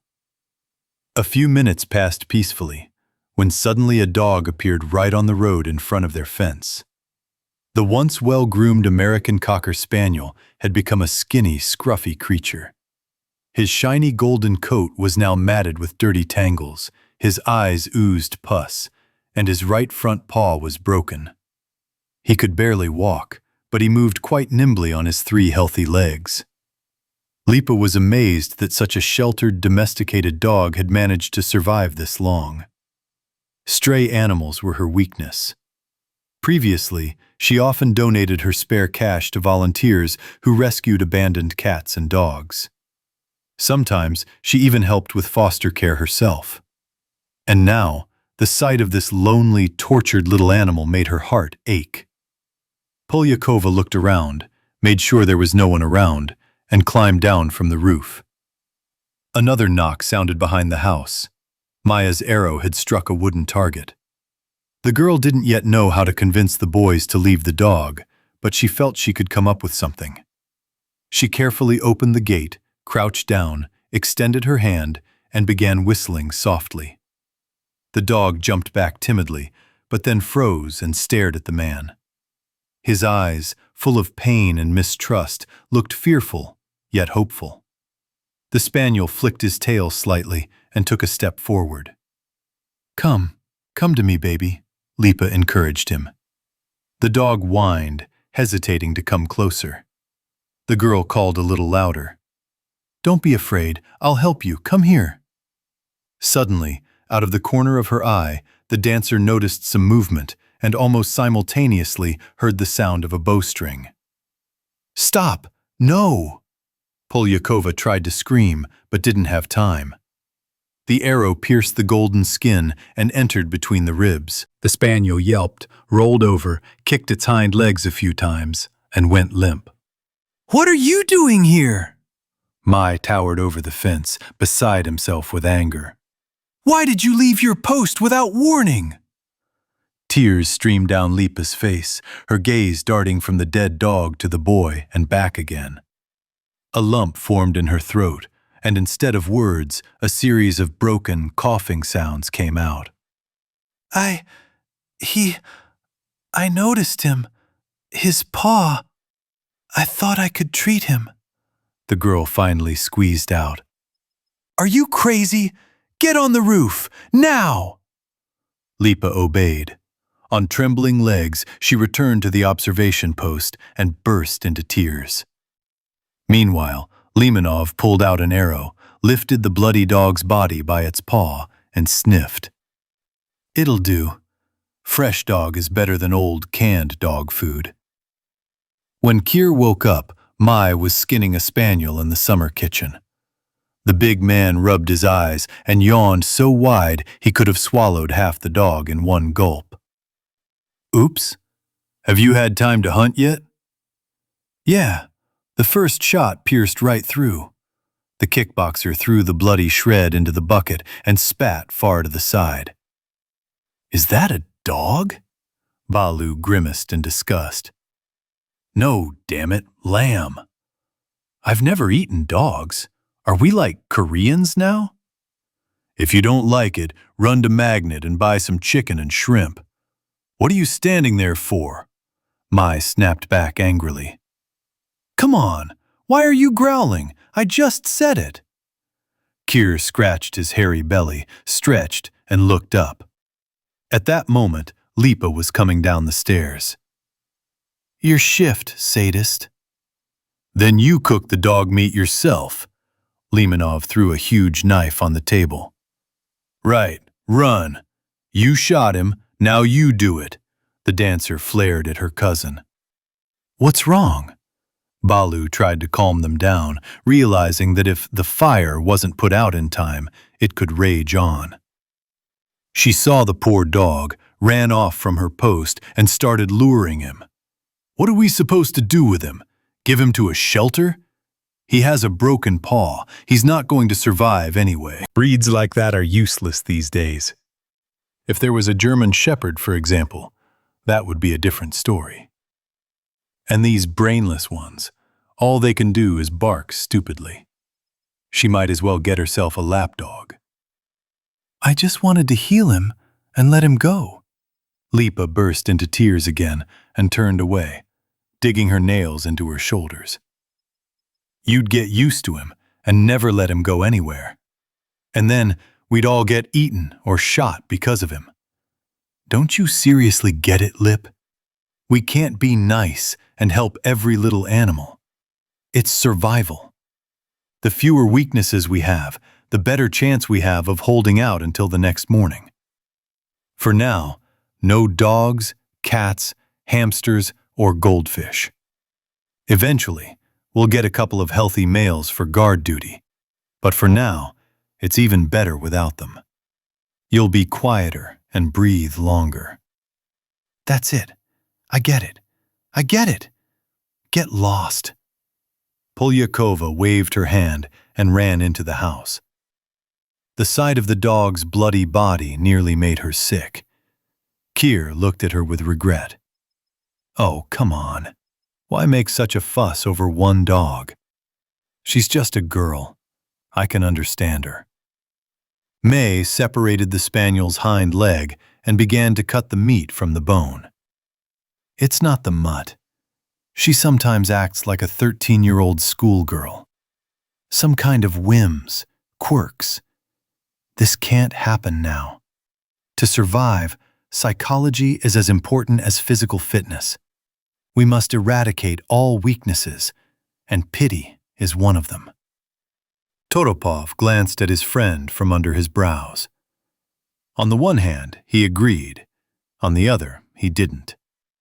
Unlike Limonov, Balu was more merciful. Well, there are different kinds of pity. What if there was a wounded girl with a child walking there? Would you have shot them with a bow and arrow too? Honestly, if it were our lives, I'd shoot. If a girl with a child could cause our deaths, now or later, then I'll kill her. And you should kill her. And Lipa. That's the only way the three of us can survive this shit. No way. I can't do that. Okay, I hope we can avoid this. You stay on as a cook, and I'll go to the roof. The ladder creaked pitifully under Keir's powerful body. May stewed dog meat with onions and cooked buckwheat for a side dish. Today, Lipa refused to eat at the same table with them and dined separately. Was the dog really healthy? No worms? Otherwise we'll get poisoned. Toropov sniffed the hot dish with disbelief. And when you go hunting hare or boar, will you also check it for worms? Don't worry, I cooked the meat for a long time. If there were worms, they're dead already, Limonov reassured his friend. Balu swallowed the first spoonful, then the second, and nodded his big head approvingly. Not bad. It looks like beef, I think. By the way, I read somewhere that dog meat is healthy because it's low in cholesterol. Yes, cholesterol is our biggest problem right now, the kickboxer trolled his friend. I wonder what cats taste like. The big man looked towards the kitchen cabinet where their supply of canned goods was kept. Now we'll finish our whiskas, and then we'll go cat hunting. We'll run out of cats quickly, too. It's either the mountains or the sea to avoid starvation. I'm more inclined toward the sea. Keir rose from the table and helped himself to more food. Within minutes, the remains of the stewed spaniel and buckwheat had disappeared into his stomach. That night, May was on duty. In his lonely hours, thoughts sometimes crept into his head, making him afraid of himself. Limonov recalled the morning incident with the dog and began to ponder. He had immediately become the informal leader of their small group, so he felt an extra sense of responsibility. Because of this, May sometimes went too far, picking on his friends if he thought they were doing something wrong. He himself was often slow to respond, but life, with its kicks and slaps, quickly taught them lessons. The kickboxer wondered how he would survive the winter. He had very few skills, was a poor shot, had never hunted, and had never even properly caught fish, only for fun. Why learn to forage for food when he could always go to the supermarket? The era of stores was over, and the new era wasn't exactly welcoming to those pampered by civilization. Mai's greatest skill was fighting. Years of training had shaped his body into the perfect weapon for close-quarters combat. But that wasn't enough. It's one thing to flail your arms and legs in the ring, and quite another to do so on the street, surrounded by a crowd. A hungry, stupid, fearless crowd of zombies. But the infected were only half the battle. They'd faced more serious opponents, like 3 guys armed with bats and rebar. May had been through that too, surviving and winning. But next time, things could have ended differently. You can't rely solely on your fists and low kicks. You need to get a weapon. The kickboxer remembered the saying, "A shooting coach will always beat a wrestling coach." For now, all they had was a homemade bow and a pistol with 4 bullets. The rumble of a motorcycle engine could be heard in the distance. Someone had taken to visiting them at night. Keir used to be a biker and knew the local gang, but according to him, they were all dead. And this one was clearly an outsider, and it was unclear how dangerous he was. What's he doing lurking around here? The area is a complete wasteland, nothing of value left. There's probably still some cash to be had in Sochi. He should go there. May mused, wondering if they should venture into the big city themselves. The night passed largely uneventfully. Only a couple of cats squabbled a bit nearby. The cats, too, shared territory, just like humans. But in the morning, problems began. And unexpected ones at that. Although that's usually the case. Lipa was the first to feel unwell. Then May, and Keir, the healthiest, joined in a little later. Everyone was hit with the same symptoms: fever, vomiting, nausea, diarrhea. The first thought was, this is it. We've caught it too. Now we'll become zombies like you. But after suffering from stomach pain for a day, the friends realized it was a different illness. It's all because of that fucking mutt, Baloo moaned, lying like a log on the sofa. Polyakova barely opened her eyes and immediately felt nauseous. Luckily, there was a bucket ready nearby. No, I didn't eat meat. It's probably because of the water. Some kind of infection seeped through the soil, and now the water is poisoned. May was silent. He'd never felt so weak and helpless. The water idea seemed the most logical. He struggled to his feet and, staggering, walked to the window. When the central water supply stopped working, the friends quickly found a solution. In the backyard stood an old hand pump. Maya's grandfather had drilled the well. In the good times, almost no one used it, but now it came in very handy. So what do we do now? Todopov groaned. You definitely shouldn't drink raw water, only boiled water. The girl curled up into a fetal position, tucking her knees to her chin. The kickboxer leaned his hands on the windowsill and looked hopefully at the sky. We need to get out all the basins, buckets, and empty pots. It's going to rain soon. I hope the water in the clouds isn't poisoned. Nature came to the rescue. They hadn't enjoyed rain this much in a long time, and it poured down almost non-stop for 3 whole days. The downpour provided them with clean water, and the boys gradually began to recover. The friends lay around for about a week, using up almost all their supply of anti-poisoning pills. Luckily, just as the anarchy began, they managed to clean out one of the pharmacies.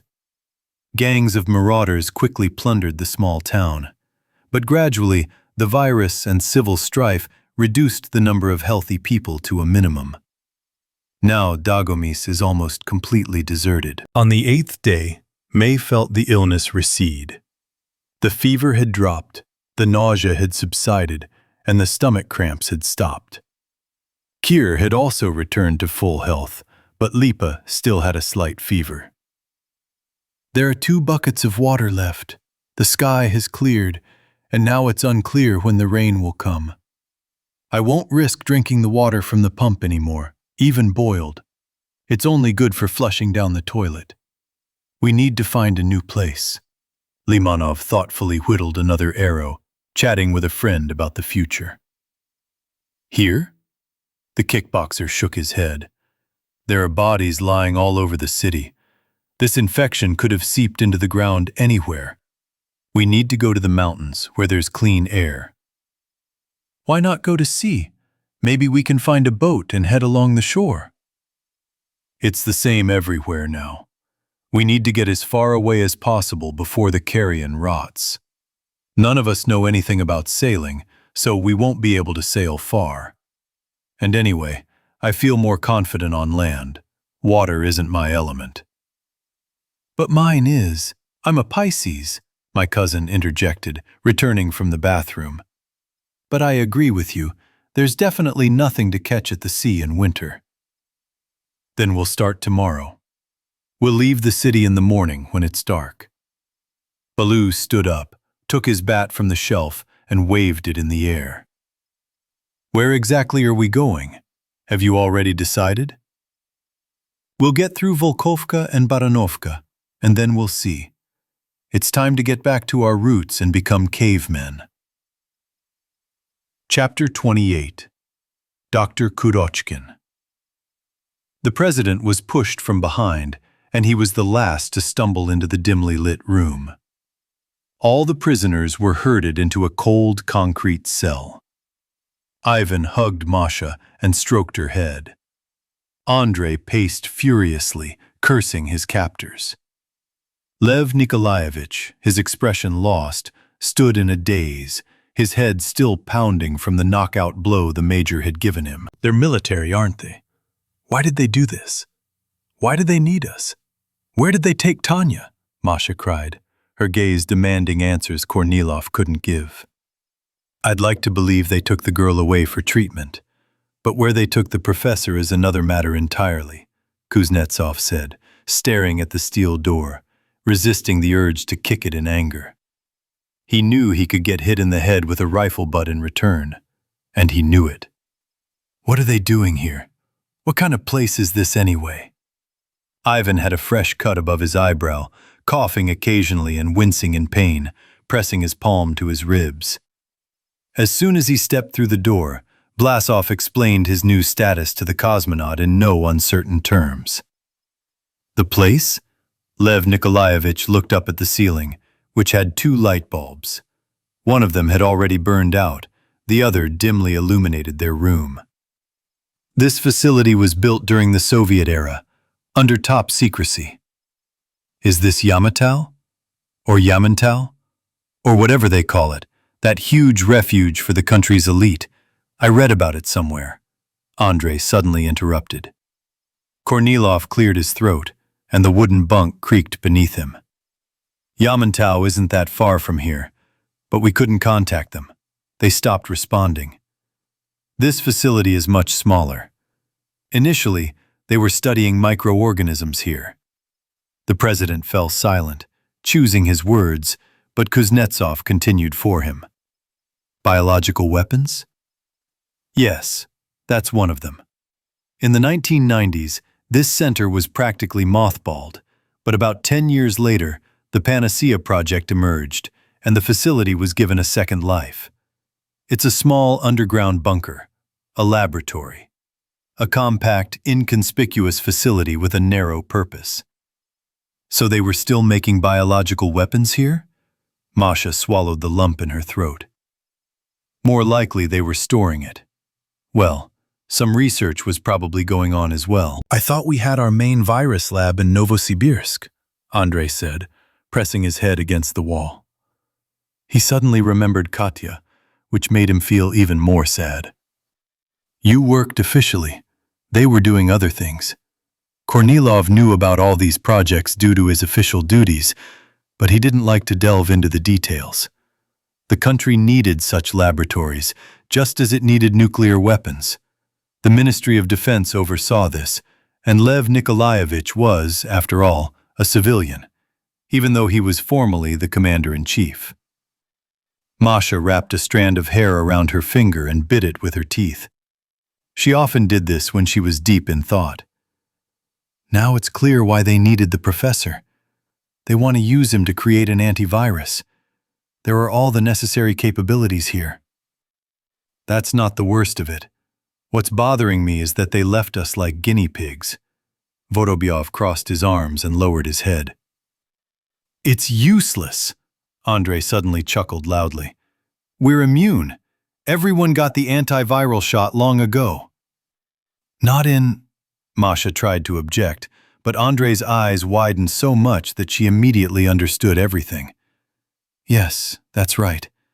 There's no point in testing the vaccine on us a second time. These cold, concrete walls could have ears, even eyes. Every careless word could harm the captives. The feeling of uncertainty and hopelessness weighed on everyone, and even the most resilient began to break down. No one knew how to get out of this mess. Meanwhile, Albert Borisovich sat by Tanya's bed in the bright, warm room. The girl was hooked up to a ventilator, and a young, dark-skinned, 30-year-old doctor in a lime green lab coat fussed over her. She's in a very serious condition, but I hope we can save her. If she survives this night, she'll recover. If you were just one day late, it would be too late. The doctor poured water from a decanter into a faceted glass and handed it to Khaimovich. Would you like some? The professor was so lost in his thoughts that he didn't immediately hear the question. Only when asked a second time did he perk up. Huh? No, although, yes, let's do it. Albert Borisovich took a few greedy gulps, choked, and coughed as he handed the glass back. He was a little unsettled by the events around him. An hour ago, he'd been almost certain Tanya was doomed. And now the girl was surrounded by care. The others were locked up like criminals, and he was being treated like an honored guest. What was this supposed to mean? He was a monster, a murderer, a terrorist who destroyed civilization. But they were treating him like a president. And the real president was locked up like a thief. They need the antivirus, a voice inside me whispered. But not you. When they get what they need, they'll get rid of you. Khaimovich no longer feared for his fate, but he was worried about what they would do to Tanya after they finished with him. We've prepared a room for you. You can go to bed. Don't worry about your daughter. I'll be watching over her constantly, the good doctor promised. What's your name? The professor looked at the doctor with a cautious, distrustful gaze. Robert Karisovich Kurochkin. It's hard to find a stranger combination, right? The new acquaintance chuckled.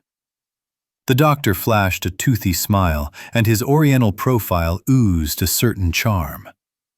His appearance was more befitting of a pop singer or actor than a secret laboratory worker. The doctor was surprisingly talkative. My mother is Russian, and my father is Syrian. But he died before I was born, and they didn't have time to marry. So I only have my patronymic from my father, and my last name is from my mother's side. Incidentally, I was named after my grandfather. What a fascinating family tree. How did you end up here? And what is this structure? I graduated from medical school and became interested in virology. I worked first in one place, then another. And then they offered me this job. It's a long story. But yours, I think, is much more interesting. You can tell me about it if you like. We'll be spending a lot of time together. In the meantime, relax. Khaimovich heard footsteps and turned around. A man in military uniform stood in the doorway. Korochkin yawned and winked at the professor. You're safe, but discipline is strict here. If it's lights out, it's lights out. We'll talk tomorrow. Chapter 29. Forest Wanderers. A day passed, then a second, a third. But the long-awaited roar of a helicopter never came over the observatory. By all accounts, they should be back by now. Lysitsina began to panic, nervously tugging at her disheveled red hair. There was nothing to console her with. The banal words, "everything will be fine," no longer worked. On the 5th day of waiting, Lena, noticing Malishkina's henchmen glancing at them in the dining room, quietly whispered to her brother, "It seems to me that we are less and less welcome here." "Some people for sure," agreed Owl. "I think we should head to the village." "No, we'll wait for them." Katya suddenly grabbed Max's wrist and dug her nails into the skin. "Hey, take it easy." The teenager freed his hand, almost knocking the tea off the table. The dining room smelled of hot buckwheat and printed bacon. A slight hubbub muffled the friends' voices, but they still chatted in hushed tones. Despite the thick, reinforced concrete walls and the autonomous life support system, they felt less safe here than on the surface. What if they landed in Dalny? Owl's unexpected suggestion made the girls pause. Lysitsina raised her eyebrows in surprise. Why would they fly there? Well, you never know. Anything can happen. Max didn't have time to come up with arguments in favor of this version. He was simply sick of sitting in the bunker. We'll be able to come back here, right? They'll let us back in, right? Well, maybe in a week. Lena's tone made it clear she was completely on board with her brother's idea. We need to discuss it with Zhenya. We'll agree on a specific day. I think he'll let us in without any problem.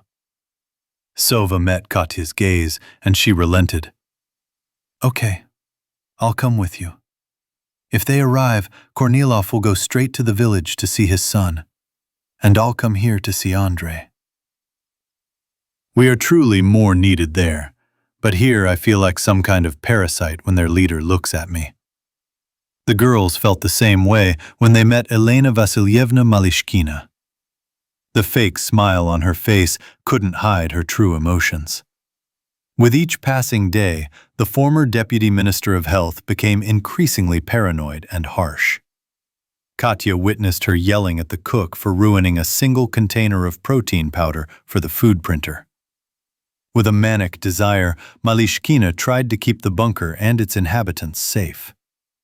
The native inhabitants.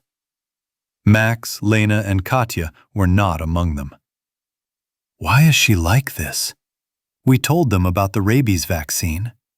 Masha and Andrei worked like mad on the antiviral from morning until night. Then they risked flying halfway across the country to find that professor. They don't really need that. They're doing it for others. Lena finished her last spoonful of porridge and washed it down with some raspberry-flavored powdered compote. Max looked around. Half the people had already left the dining room and their table stood alone. She still doesn't trust us. There's no vaccine yet. And the rabies vaccine only works after the second shot, Masha said. So we're of no real use yet. Maybe she thinks this is all just a smokescreen, so you-know-who can take over you-know-who. Lev Nikolaevich? He said himself he doesn't want to come back here. He's 100 times better off in the village with Petya. Lysitsina countered. The owl grinned, picking out the remains of buckwheat from between his teeth with his fingernail. You know politicians lie all the time. They say one thing and do another. They don't trust each other either. Anyway, let's get out of here tonight. Who's driving? Lena glanced at her brother and then at her friend. I can. There's a robot there. I can handle it on an empty road. Katya tried to hide the slight uncertainty in her voice, but it didn't come out very well. Max leaned back in his chair and stared at the ceiling. The last time you were driving, we lost the monster. It's not my fault. Anyone would have lost it there, the redhead frowned. The tires got punctured. The car became uncontrollable. Okay, let's not talk about sad things. I can get there on an empty road too. 2 half-drivers are almost a full driver. This arithmetic wasn't exactly encouraging, but the friends were still determined to leave the bunker. After breakfast, they informed Malishkina of their departure, which didn't upset Elena Vasilyevna at all. What a toad! She could have pretended to be bored. Lisitsina chuckled, packing her few things into her backpack. Have you made arrangements with Zhenya? Max was lying on the bed, waiting for the girls to finish getting ready. Yeah, we've got a tentative appointment for a week from now. But he said he's always happy to see us. If it's not his shift, he'll let the guys know to let us in. Basically, we've got our man here. It's just a pity that he's not the most important one, the sister sighed. But probably one of the most useful, unlike you-know-who. Owl stretched and lowered his feet to the floor. Well, shall we sit down before going? The climb up was uneventful. The friends took a deep breath of the fresh, even slightly sweet air, started the car, and headed for Dolny. Lisitsina was behind the wheel. Max took the gunner's seat next to hers, and Lena settled comfortably behind. Katya was nervous at first, but with each kilometer she grew more confident. The familiar van where Lev Nikolaevich had spent the night was already visible ahead, when suddenly she slammed on the brakes. 2 men ran out of the forest onto the road and rushed toward the car, waving their arms. Back up! Back up! Max commanded. These are women, Lena muttered, peering at the figures of the strangers. The laser beam slid across the grass and bushes on the side of the road. The teenager clutched the pistol with slightly trembling hands. His older comrades were gone, so he was now solely responsible for safety. The women are bait. You can't stop. Turn around. The teenager looked at Katya, who was already turning the steering wheel. I don't know another way to the village. I'll have to go back to the bunker. Better in a bunker than in a grave.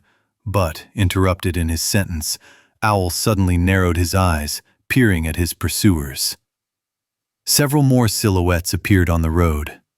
First 3, then 4, and finally 5. They didn't shout or wave their arms, but ran slowly but steadily after the women. Khan! Lena bit her lip in fear. It looks like this isn't an ambush. These women are in real trouble. Slow down, but don't stall the car.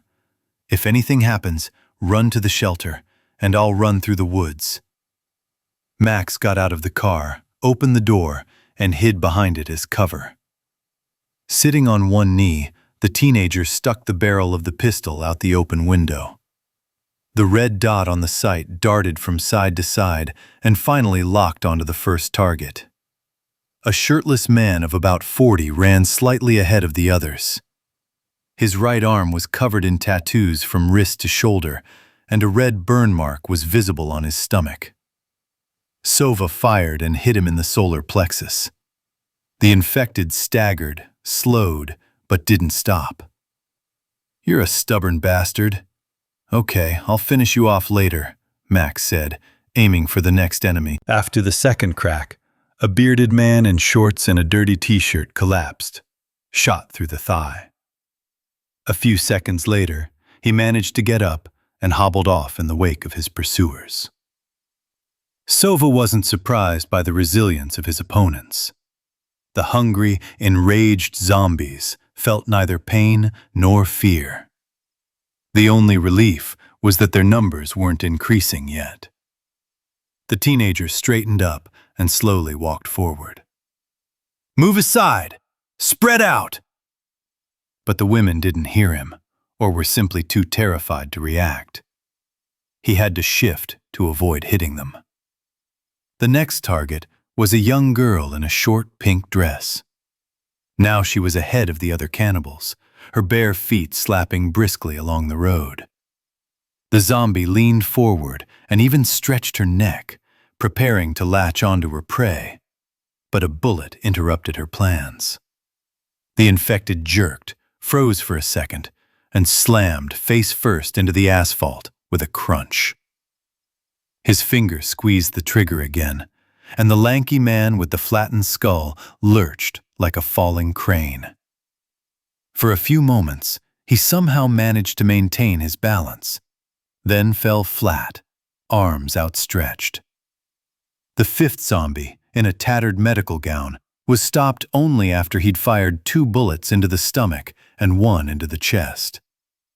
Max mentally gave himself a B for his accuracy, exhaled wearily, and lowered the muzzle, silenced.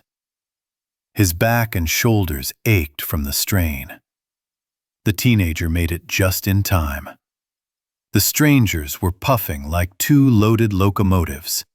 They couldn't have withstood another few minutes of pursuit. The women stopped 10 steps from their savior, but instead of offering words of gratitude, they began shouting and waving their arms again. "Hurry! Send him! Save him quickly! There!" "What? Where to?"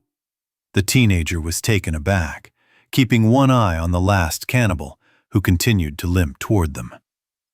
The women continued to cluck, like 2 hens fleeing a fox. The eldest looked to be around 50. People like her were once credited with inventing the saying, "a galloping horse and a hot hut." She was tall, broad-shouldered, with a large chest and a tuft of dirty brown hair. Her round face was dominated by a prominent nose and thick lips. Her eyes, in contrast, seemed small beneath a prominent forehead. Nature had endowed her with a deep, powerful voice to match her figure. The second stranger looked like a carbon copy of the first, only about 20 years younger. Max immediately realized they were mother and daughter. The younger one had inherited her mother's impressive height, but she couldn't yet boast the same large breasts. "Okay, shut up!" Owl rudely interrupted their hubbub and went to finish off the wounded. It didn't take long. "Please help! There's no one else but you! He's alone there! They've surrounded him and are going to eat him now!" The older one screamed again. The stench from her mouth was so strong that the teenager involuntarily took a couple of steps back. "Stop, stop! Let's take it in order. Clearly and to the point. How many more zombies are there, and how far away?" "We need to go to the forest. There are about 10 of them," the daughter began to explain, but her mother immediately interrupted her. "What 10? All 30! He climbed a tree. They're trying to pull him down." The teenager didn't bother to find out who this poor guy they wanted to help was related to them, and decided that he should first consult with his girls. "Okay, stay here. Don't follow me. I'll be right back." While the strangers stared toward the forest, Max quickly ran to the car. Lisitsina leaned out the window without leaving the driver's seat. "As I understand it, it's not all over yet?" "Yeah, they want me to go into the forest with them. There's a bunch of cannas there. They chased some guy up a tree. Maybe they'll figure it out on their own," the sister suggested with timid hope. Sova, too, was unsure whether to get involved in this matter, or whether it would be better to leave them to their fate. Finally, he made up his mind. "Katya, do you remember the fallen tree on the side of the road?" "Well?" "Go to him and wait there. I won't be back until dark, so hide in the shelter. If I suddenly start walking with someone and waving my arms, everything will be fine. But if I approach calmly, then there will be trouble. Then run straight to the bunker." Lisitsina gripped the steering wheel with her nails, looking at the rescued women with distrust. "I like Lena's proposal. To hell with them. You helped them, now let them do the rest. It's a tempting option, of course, but the thought makes me feel a bit uneasy. They definitely can't handle it together. I'm not going to be a hero, but we have to try. Okay, head to the tree and then continue as planned. The teenager quickly walked toward the family and told the women to show him the way. Along the way, he learned that the mother's name was Galina, the daughter's name was Lidka, and the man he was supposed to rescue was Gordy. Is he wounded? Sova's hope of receiving a negative answer was justified. Galina desperately shook her head. No, he's healthy, he can run. We were simply surrounded. First we were running away from one crowd, then we ran into another. Gordy immediately climbed a tree like a squirrel, and we broke through the forest at a run. You're not going to climb trees with saddles like that. That one's a good one too. A protector. Max chuckled silently, but said out loud, So, let's agree on this on the shore. Listen to my orders and don't yell. I'm not going to risk my life, and don't look at me like a hero. I'll help however I can. The women promised to obey and behave quietly. That was all that was required of them. The trio delved deeper into the forest, and after about 20 minutes, they spotted the first infected. The zombie was picking his way through the trees like a lost mushroom picker. During the pursuit, he had become separated from the main group and was now wandering alone. Sova carefully examined his adversary. A man in his early 50s, with short gray hair, average height, and a normal build, limping on his right leg. Max pulled out a throwing knife, crept about 10 meters closer, and threw the blade. It flipped a few times in the air and landed softly in the liver. The infected man seemed oblivious to the wound, took a few more steps, but then turned around. A second knife sank into the zombie's cheek, and he fell to the ground, breaking bushes and branches. In 3 leaps, the teenager was at his side and quickly slit the wounded man's throat. Another quarter of an hour later, the people finally reached the spot. They heard the hungry hubbub and the scuffling of cannibals long before they saw the zombies themselves. Stay here and don't make a sound, the teenager ordered, and almost crawled towards the enemies. A man sat a couple of meters above the ground on a thick, crooked branch. He stared down, transfixed, at the bloodthirsty faces of the cannibals. Max noted that it would be hard to find a more unfortunate tree for cover in the entire forest.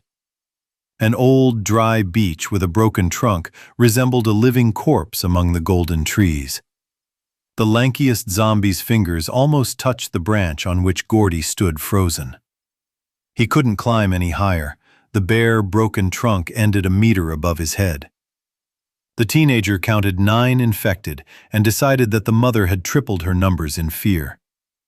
Owl figured he'd managed to kill half of them before the zombies realized what was going on. I have enough ammo. If anything happens, I'll retreat and have time to reload. If worst comes to worst, I'll turn into a squirrel and finish off the rest. Owl came up with a plan on the fly. The unexpected crack of gunfire so startled Gordy that he nearly fell into the thick of the enemy. But when the last cannibal collapsed at the roots of a tree with a hole above his left eyebrow, the man was still perched on the branch, clinging to the trunk. He seemed frozen and afraid to move. "Get down! Come on! Hurry up!" A young, demanding voice called from behind the bushes. Gordy perked up, looked around, and jumped down. On the way back, they encountered 2 more cannibals, giving the scavengers in the forest a couple more corpses. "They're coming!" Lena, from the roof of the car, was the first to spot her brother's figure in the distance. Max was walking quickly, waving his arms, still clutching his pistol. Chapter 30. Dead Man with a Reprieve. The glitter of freshly fallen snow was a stinging sight. The sun, lingering behind the clouds, seemed eager to deliver a month's worth of light in a single day.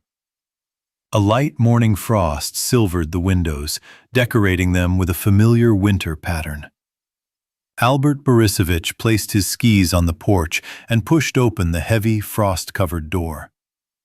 It creaked with its familiar sound, and the professor quickly closed it behind him. The fire in the stove welcomed the influx of oxygen and hummed comfortably, greeting the master of the house like a dog. The real dog didn't take long to arrive either. By the intermittent clicking of his claws, Khaimovich realized the boxer was descending from the second floor. Jumping down the last step, Dodge galloped to the threshold and began prancing around his master. "Hey, stop it! You're going to knock me off my feet!" Albert Borisovich scratched his pet behind the ears and slapped his short-tailed rear. The boxer rolled around on the floor like an overgrown puppy, delighted at the human's return.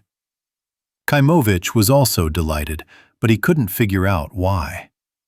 Everything seemed normal. The professor scratched the dog's belly and began playing with him, as if they hadn't seen each other for ages. "I was only gone for an hour. You slobbering beast! I missed you. Ooh, face! Let's go have lunch." Khaimovich felt as if he'd found something long lost, something precious, something irreplaceable. And now it was with him again, barking, drooling, fawning, looking into his eyes and panting loudly, its tongue hanging out of its wide mouth. "Wait, where is Tanyuka?" Dodge raised his muzzle to the ceiling and whined. Then he darted toward the stairs and stood rooted to the spot. The stove crackled alarmingly, reminiscent of a grumbling old woman. A sense of foreboding settled over the professor, who climbed up to the second floor. But the girl was gone. "I told you not to go anywhere and not to open the door." What a naughty girl. What were you looking at? Why did you let her out? She's so little and stupid. Albert Borisovich angrily scolded and berated the frightened dog. Dodge sprawled on the rug, his ears pressed back guiltily, and blinked timidly. A tall pendulum clock began to chime in the corner, seemingly out of nowhere. Khaimovich sighed heavily and reached into the medicine cabinet. "I almost forgot. It's already 12. I need to get my injections." The scientist quickly threw on a dirty down jacket, grabbed a syringe, and went outside. The path to the barn was heavily snowed in, and the professor sank knee-deep with every step. In the stall where the white mare had once lived, Venya and Zheka were now huddled on a bed of straw. The captive's teeth chattered from the cold, but they were helpless. Their hands and feet were tightly bound, their eyes were tightly blindfolded, and their mouths were gagged. Albert Borisovich gave both of them an injection and breathed a sigh of relief. "Phew, looks like I made it." The infected heard the man's voice and growled angrily. Schwartz bared his teeth and tried to rise on his frost-bitten feet, while Inspector Venya let out a hungry, pitiful groan. Khaimovich looked at his former comrades with mild surprise, but he clearly remembered that he had to inject them with the virus every day. Otherwise, they would revert to healthy humans. "Their immunity is stronger than I thought. It's defeating the Novaya Zvezda. We still need to work on the virus. Otherwise, they'll quickly find a vaccine, and my plan will fail," Albert Borisovich said, feeling uneasy as he headed back into the house. Dodge sat by the stove, turned away from the entrance. Something ominous now emanated from his figure. Blood-red drool dripped from his mouth, and a small puddle had already formed under his paws. The scientist paused hesitantly at the threshold. It had grown colder and darker, as if the sun had hidden behind clouds, though the sky remained cloudless. Somewhere in the distance, a drawn-out, mournful, angry howl was heard.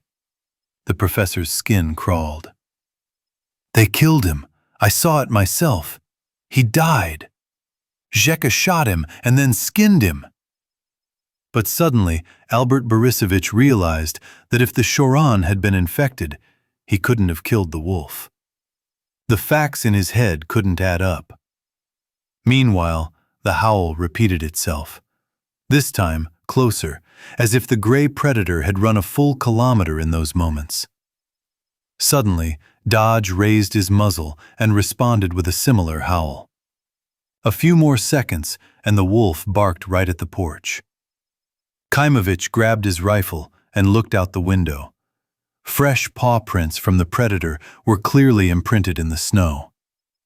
The dog howled again, even louder and more drawn out. "Shut up, you idiot!"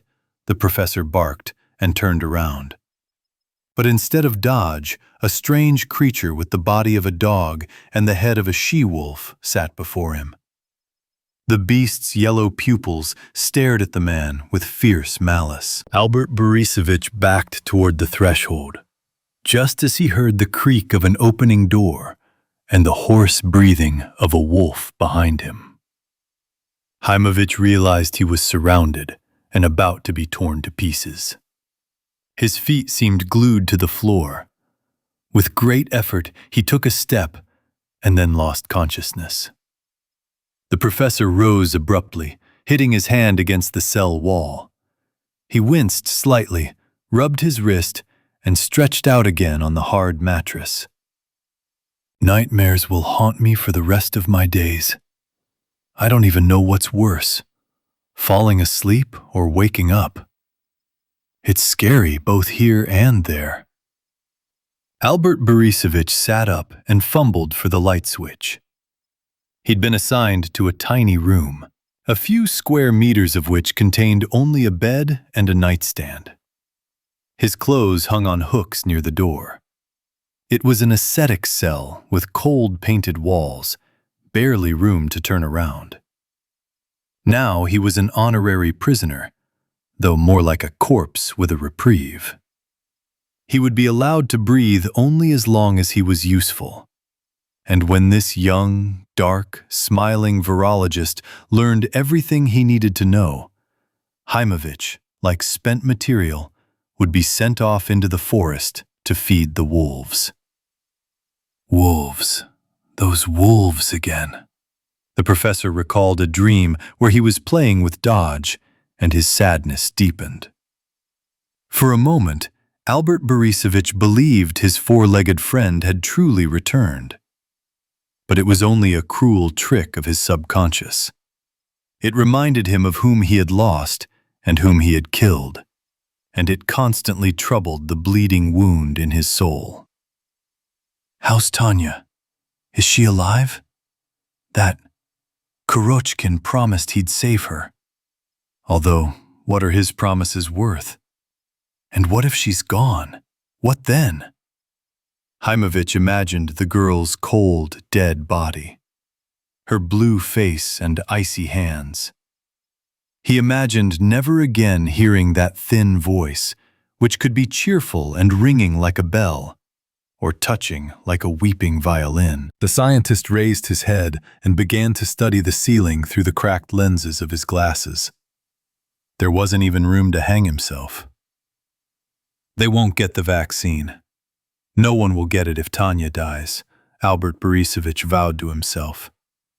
A dull cough escaped his throat, and the professor licked his dry lips, feeling a slight ache deep inside.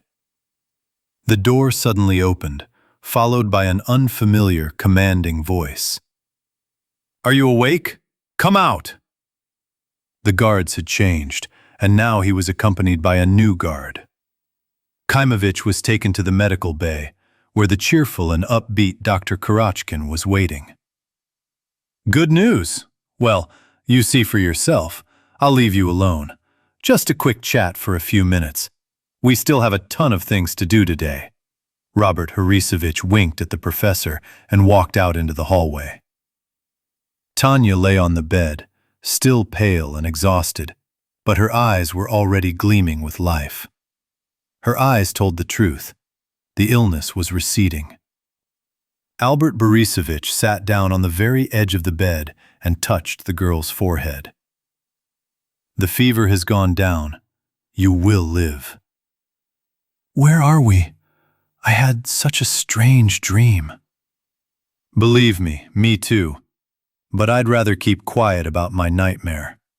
A sad smile flickered across the mentor's lips. "I was flying, and everything around was noisy. I was scared, in pain. And then the angels.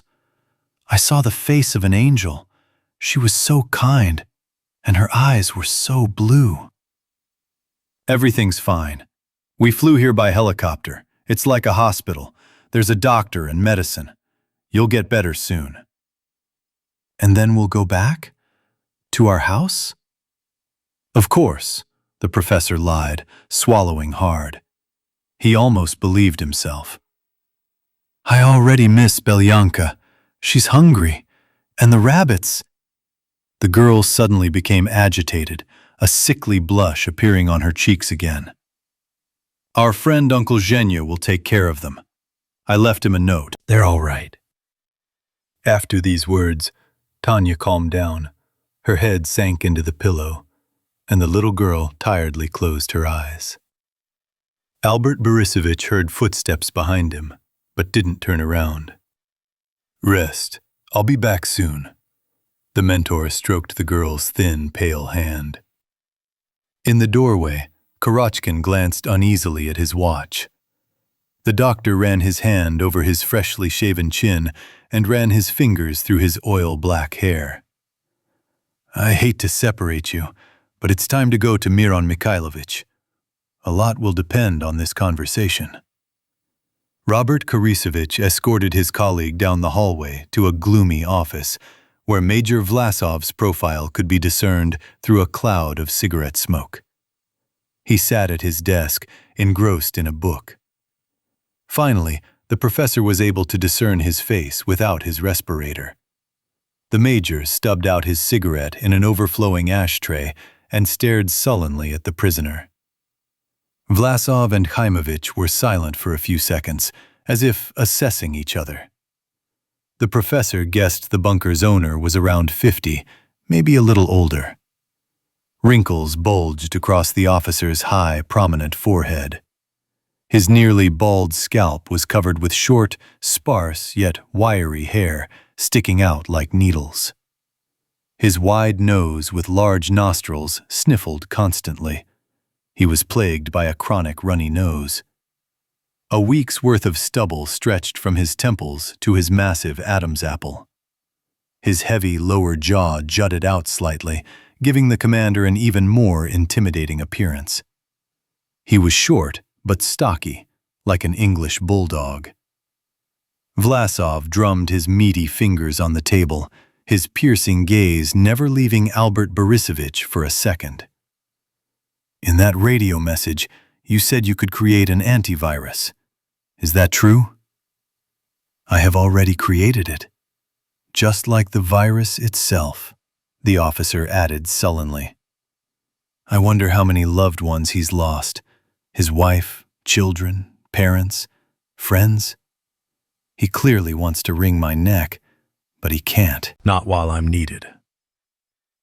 The professor thought they'd begin interrogating him about his accomplices, the motives for the crime, the details of how he managed to infect the entire planet. But the major, once again measuring the prisoner with a cold gaze, only said hoarsely, "You can begin. Robert Korisovich will show you the lab. We saved your daughter. Now I'm waiting for the results." "They will be when Tanya has fully recovered and flies away from here to a safe place," Khaimovich answered unexpectedly boldly. Vlasov looked at the doctor. Korochkin remained silent, shifting from foot to foot behind the professor. The officer slowly, enunciating each word, voiced his answer. Point 1.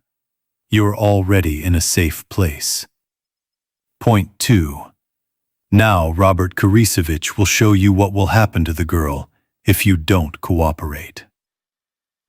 The major made a barely noticeable movement with his index finger, and the doctor immediately touched his colleague on the shoulder. "Let's go." Leaving the office, Albert Borisovich felt a noticeable sense of relief. In that short time, he had become thoroughly saturated with the tobacco smoke that had enveloped Vlasov's room like a fog. Miron Mikhailovich really doesn't like it when people argue with him. Sometimes it gets ridiculous. He starts arguing something he's obviously wrong about, and I, so as not to escalate the situation, agree. And after a while, he comes up to me and admits he was wrong. Can you imagine? Khaimovich didn't see anything funny in this. I also had a hard time getting along with the management. He has a difficult personality. I've wanted to leave 100 times because of it. But it's not that simple. You know what kind of object he is. The doctor raised his hand to the gray ceiling. The cheerful and optimistic Kurochkin seemed the complete opposite of Vlasov. But Albert Borisovich didn't trust either of them. Perhaps even more so than the doctor. "I won't start developing a vaccine until Tanya flies away from here," the professor continued to insist. Robert clicked his tongue and winced as if he had bitten into a sour lemon. "I have instructions for this case. God willing, I won't have to use this protocol. They'll intimidate me, threaten me with violence. I know I'm needed, and you'll still agree to play by my rules," the prisoner tried to reassure himself. Soon, the scientists found themselves in the opposite wing of the bunker and stopped at a massive steel door. Kurochkin pulled the handle, proudly introducing his possessions. "This is the heart of our institution." Not a bad lab. Khaimovich felt like he was stepping back in time, returning to Novosibirsk, to his native research institute, where he spent most of his free time, immersing himself in his work. He was happy there. Long ago, in a past life. Robert turned on the monitor, nervously scratching his lower lip with his fingernail. He seemed very agitated. Meanwhile, the professor continued to survey the science bay, becoming increasingly absorbed in the familiar atmosphere. "You weren't the only one working here, were you? What happened to your colleagues?" "Our colleagues, to be more precise," the doctor smiled a little sheepishly, "were infected. Luckily not all at once, otherwise we wouldn't be talking now." Albert Borisovich looked suspiciously at Kurochkin. "Have you had contact with infected people?" "We made a small mistake during one experiment and paid dearly. But the deaths of our employees were not in vain." That sounded a bit pompous, didn't it? I'm not a fan of such expressions. It just rolled off the tongue. "And?" "Luckily, we were almost ready when the virus entered the bunker. But we couldn't save everyone." Robert Borisovich unbuttoned the top button of his shirt and began scratching his neck furiously. "Well, here we go again." Khaimovich felt a tickle in his throat again and swallowed with difficulty. "What the hell is wrong with him?" the professor asked, increasingly concerned by the doctor's appearance. Within seconds, Robert's forehead began to sweat. His movements became abrupt and nervous, and he continued to scratch himself like a dog with fleas. Kurochkin quickly opened the cabinet and took out a syringe pistol. Each time, the medication wears off faster and faster, and the spots start itching, as if someone had sprinkled salt under the skin. The doctor gave himself an injection in the shoulder and leaned back in his chair with relief. "What's wrong with you?" Khaimovich asked. "The same as these guys." Robert Borisovich nodded towards the monitor. The professor approached the screen, which was displaying an image from a surveillance camera. 3 people were sitting motionless in a large room, and another was lying on the floor in a fetal position. "Are they also prisoners?" Albert Borisovich tried to make out their faces, but the poor lighting made it difficult. The doctor took the radio from the table and brought it to his lips. Third post. Reception. The third one is on the line, the speaker hissed in response. Launch the rat. Robert Khaimovich poured water from the decanter into a glass and nodded to his colleague. Now look carefully. At first, nothing happened, but then the cell began to stir. The prisoners came to and began crawling across the floor. At first, they moved slowly, like crocodiles sleeping in a refrigerator, but then faster and faster. Khaimovich noticed a small animal scurrying from wall to wall, trying to find cover. The infected. They're keeping the infected here, the professor thought. The zombies butted heads, growled, and tried to prevent each other from catching their prey. But the rodent had nowhere to hide within 4 walls, and finally, one of the infected stepped on the rat's tail, while the other grabbed it by the scruff of the neck. The animal struggled for a short time, and soon the infected tore its gray skin apart. There in the office, Vlasov meant that next time, instead of a rat, it will be your daughter if you refuse to cooperate. Albert Borisovich watched intently as the zombies licked blood and scraps of meat from their fingers, one of them crunching the bones of its hind legs. I'm not refusing. Let Tanya and the others fly away, and then you'll get the antivirus. If it were in my power, I'd let them go. Honestly, I suppose. But there's no point arguing with Miron Mikhailovich. No one's leaving here, at least not this winter. We'll all definitely stay in the bunker together until spring. This is the safest lair for thousands of kilometers around. The professor fell silent, pondering the doctor's last words. Then he looked back at the monitor. You said that you have the same illness as these people. Yes, but I'm not chasing rats yet, and I'm still sane. We need a vaccine, of course, but not as much as you think. We've managed to develop a drug that blocks the virus, puts it into hibernation, so to speak. But, unfortunately, it doesn't kill it completely.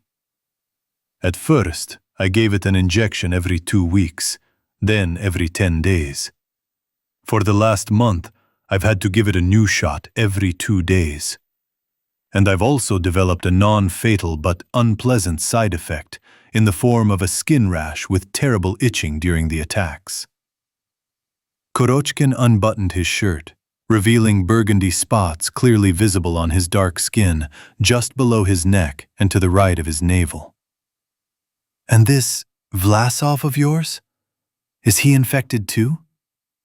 We all live from injection to injection, but it's better than this. Robert nodded at the screen. When they started testing the drug, it turned out it didn't help everyone. Among our test subjects were a couple of my colleagues, whom you just saw at lunch. Work on the vaccine continues. We were hoping to achieve results faster with your help. What about the rabies injection? We tried, but it's too late. Antibodies to rabies must develop before you can become infected with the zombie virus. For now, our only hope is our cure. Khaimovich assumed that someone in the world would theoretically be able to develop a vaccine against Novaya Zvezda, but he never expected to meet that person in person. The professor crossed his arms behind his back, looked away, and narrowed his eyes. Well, congratulations. That's a great achievement. But why are you keeping these poor souls in a cell? You can't bring them back to normal anymore. I'm studying them. It's extremely interesting. You have an inquisitive mind. Albert Borisovich remembered his first test subject, Fedka the homeless man. It's a pity we didn't meet earlier. Khorochkin scratched his neck again. The itch still hadn't completely gone away. I've read several of your publications, but I lived in secrecy and had no access to public space with my thoughts. Now, I can say without exaggeration that I would be proud to work alongside such a genius as you. A genius? Uh-huh. More like the executioner of humanity. I prefer that title. And you're rudely trying to gain my trust, you brat. Robert Khaimovich no longer concealed his admiration for the professor's talent. Your virus. I don't think you yourself fully understand what you've created. You only have to step outside to understand this. I've created billions of hungry creatures that are ready to devour anything that moves, even their own children. While the professor remained silent, Khaimovich continued to speak eloquently and loudly. You created a new branch, bypassing evolution, challenging nature itself. You know what they said in that movie? I'll make you an offer you can't refuse. Something familiar flashed in the doctor's eyes. It was the gleam of a man willing to risk his life for the sake of science. This captivated Khaimovich. His eyes had once sparkled just like that. Can you give more details? Robert Khaimovich realized he had found the key to the prisoner. The doctor knew how to interest his colleague. In this respect, they were like twins. We stand at the dawn of a new era for humanity. You can't even imagine what a genie we've unleashed, Khaimovich said, turning on the second monitor and his lips stretching into a triumphant smile. Chapter 31. 3 on the Road. Kier picked up an old enamel bucket and emptied the remaining rainwater into bottles. In the next room, Mai was packing his backpack, stuffing it with winter clothes. Lipa passed by, and Baloo couldn't help but glance at her. Even in baggy sweatpants and a windbreaker, the petite beauty managed to look attractive. Don't forget to take the salt, May reminded, continuing to go about his business. Yes, I took some a long time ago. Only loose sugar. Sorry, I ran out of refined sugar. Kirill screwed the cap on and put the bottle on the table. How did it end? Well, damn, then I'm not going anywhere. Polyakova threw a carrot stub at him. The big guy deftly caught it and immediately began crunching. Oh, sorry, I think that was your dinner? I'm on a diet. I don't eat after 6. The friends were joking around to relieve some of the tension before the upcoming journey. They felt like ducks in water in their hometown, but now it was time to look for a new place. They'd long since stocked up on supplies. First, they found a tent in one house, then a backpack in another, and so on. They brought back something useful from each looting expedition. The only thing they had was one sleeping bag, so the boys, like gentlemen, gave it to Lipa. Limanov appeared in the doorway with a gloomy, concentrated face. It's getting dark. We're leaving in an hour. Yes, it could be earlier. Toropov clenched his fingers into fists that resembled 2 boulders. The kickboxer pulled back the curtain and looked out into the yard. We'll make it in time. It's safer in the dark. May sat down on the old sofa with its red striped upholstery. He remembered jumping on it as a child, falling and nearly breaking his arm, chasing the cat who tried to sharpen his claws on the fabric back. His gravely ill grandmother breathed her last there, and 6 months later, his grandfather died on it. The sofa was older than May and remembered many family joys and sorrows. With a heavy heart, Limanov said goodbye to the house where he spent most of his childhood. This is weakness, and weaklings die first. The kickboxer recalled his coach's words and suppressed his pity. At the appointed time, the trio set out. Kier, with his massive backpack on his shoulders, resembled a cliff that swayed with every step. His head was protected by a black motorcycle helmet emblazoned with Venom's jagged maw. Lipa, wearing a dark blue helmet, followed behind, soft as a cat. She clutched a spear in her right hand as if she'd carried it her whole life. Mai brought up the rear of their tiny squad, never letting go of his homemade bow. He'd opted for an airsoft helmet over a motorcycle helmet. It made breathing easier during fights, and they fought often. a spiked dog collar wrapped around his neck. This had already saved the kickboxer a couple of times when zombies had pounced from behind. And Limonov had long since lost count of the number of eyes he'd gouged out and jaws he'd crushed with the spiked gloves on his kazankas. Baloo's palm shot up, but even without a warning sign, everyone simultaneously stopped dead in their tracks. "Here he comes again. Haven't heard from him in a while. I was hoping he'd been eaten. What are we going to do?" The big guy turned to the others. "Let's go into those bushes." May slapped the girl on the backpack, and the friends ran across the road. A motorcycle headlight flashed in the distance. As luck would have it, there wasn't a single abandoned car nearby, and with the light, they'd definitely be spotted through the branches of the leafless bushes. "He's coming here," Toropov gritted his teeth. He was a more accurate shot, so he was carrying a Glock. There were only 4 rounds left in the clip of their only firearm. Better than nothing. Limonov felt the arrow and pulled the bowstring slightly. "Let me come closer." Oh, he's not alone. Lipa lay on her stomach on a bed of fallen leaves that had been generously scattered by an old oak tree growing nearby. Following the rattling motorcycle, 2 more silent electric bikes appeared. Why is that idiot riding around on a chopper? He's just bringing trouble on himself. Baloo held his breath, aiming just above the headlight. The kickboxer heard the shot and mentally cursed his friend for his haste. But the big guy himself fell face down in fear, as if someone had opened fire on him. A second later, the crackle of machine gun fire sent sparks flying in front of the lead motorcycle. The one riding behind him was thrown from the e-bike saddle, his lung shot through. The chopper roared and accelerated, whirling past the trio hiding on the side of the road. The friends merely watched him go. No one wanted to shoot or attract attention anymore. Just as the second e-bike drew level, an unseen gunman fired another volley after it. The bullet pierced the stranger's leather jacket, and the fresh corpse rolled to the opposite side of the road. The scavengers had had a hearty meal tonight. "They're shooting from over there." Lipa pointed to a 3-story mansion surrounded by a high brick fence. "Let's get through the vegetable gardens before they come to count the spoils," Mai commanded, climbing over the fence. Kir gave the dancer a lift and climbed last. Their daily life as marauders had taught them to scale any fence with backpacks on their shoulders.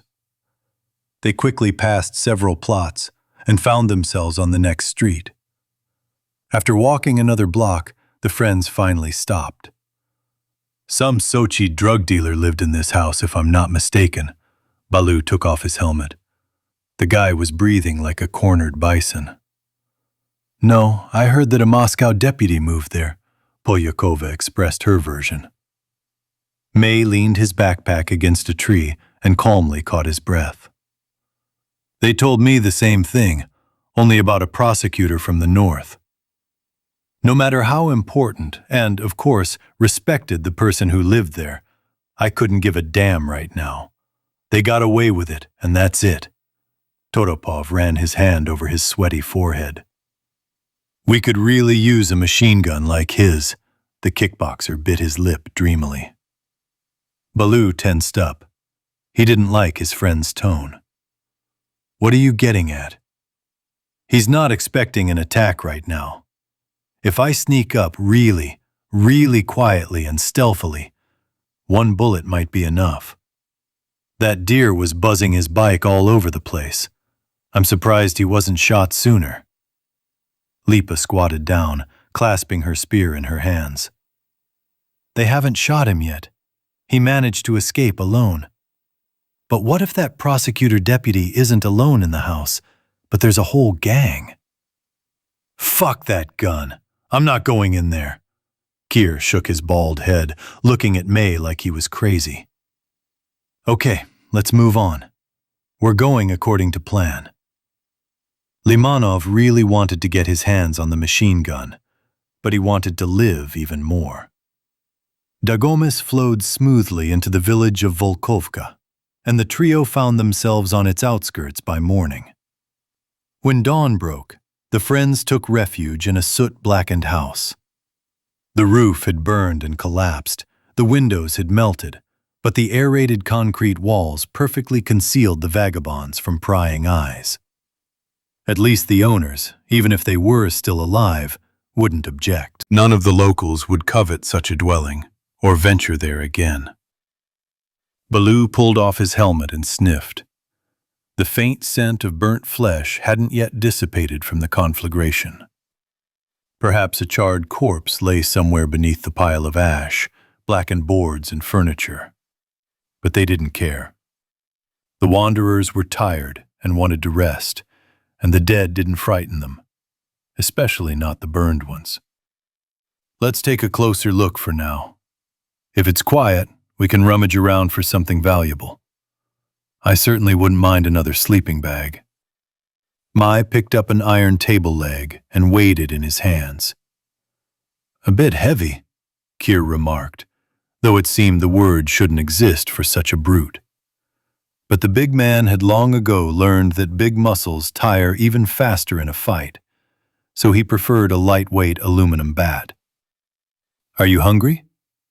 Lipa unzipped her backpack and took out an apple. I want to sleep more, admitted the cousin. We need to distribute the shifts so that everyone gets at least 3 or 4 hours of sleep. Here? The girl looked around with disgust. There's nowhere to even lie down. I used to fall asleep standing up. Toropov yawned and rubbed his face with his palms. May looked out at the street through the melted, twisted window frame. Yes, this isn't a Marriott. But I don't want to break into someone's house and run into the owners either. We'll just sit it out here for now. I don't understand you. One moment you were planning to break into a guy's house at night with a machine gun, the next. That's the point. It's nighttime. It's hard to get close unnoticed these days, Limanov interrupted his cousin. A quarter of an hour later, Lipa was already dozing astride her backpack, her back pressed against the wall. Kir was still holding on, but judging by his expression, it was the last of his strength. I'll go take a leak around the corner. Baloo grabbed the bat and left the house. May watched the area, peering out of one window after another. Toropov returned a couple of minutes later, dragging a small chainsaw with him. Look what I found. It was lying behind the house, in a box near the fence. Do you want to do a Texas chainsaw massacre? No, bro. Why Texas? Dagomis. Kirill turned the find over in his hands. But it's a shame there's no gas. Even if there was, it's more noise than it's worth. While you're sawing off one zombie's head, another one will already have your arm chewed off. Agreed, but it's impressive, like in a movie. Baloo reluctantly said goodbye to the chainsaw and put it in the corner. The wind lazily dragged a piece of greenhouse fabric across the plot. A burnt-out, mangled car creaked its door slightly at the side of the road. A sense of utter desolation and doom pervaded the surrounding area. The dead village emitted almost no sound except the wind and the occasional bird calls. Even the dogs, if they had survived here, were extremely quiet. The kickboxer fought drowsiness with all his might, a battle he was slowly but surely losing. It felt like small weights were hanging from his eyelids. Blinking instantly caused his eyes to stick together, and peeling them apart was becoming increasingly difficult with each passing minute. Come sit next to Lipa. Don't suffer. You two take a nap. I'll keep an eye on things, Toropov said, taking pity on his friend. It seems like you were knocked out too? Well, I took a leak and I feel better. Go to sleep. Don't waste time. I'll wake you if it gets really bad. May didn't need to be asked twice. Within a minute, His soft snores echoed off the charred walls. Baloo had been holding on for 3 hours, but the kickboxer felt as if he'd been awakened after 3 minutes. Lipa was undisturbed. The muscles in her face twitched slightly. She was experiencing some kind of restless sleep. Her brother stared at her pink hair, thin lips, slightly upturned nose, and slightly protruding left ear. Girls like her didn't compete in beauty contests, but they knew how to drive men crazy. Her voice, her gaze, her manner of speech. It was enough to spend an hour alone with her to fall in love or hate this fury. Now she slept peacefully, like an angel, but May knew his cousin was quite the devil. The sun had already risen above the treetops. Somewhere high up, a wind was driving the clouds eastward, like a hurried shepherd driving a flock of white sheep to another pasture. The kickboxer breathed on his chilled hands. Cold. No, it was cold in Yakutsk, where he'd flown in February for the Russian championship. He didn't even want to think about how people were surviving there now, with their icy radiators. Those who weren't mauled by zombies would be killed by the frost. We must have lived without boilers, running water, or heated toilets, right?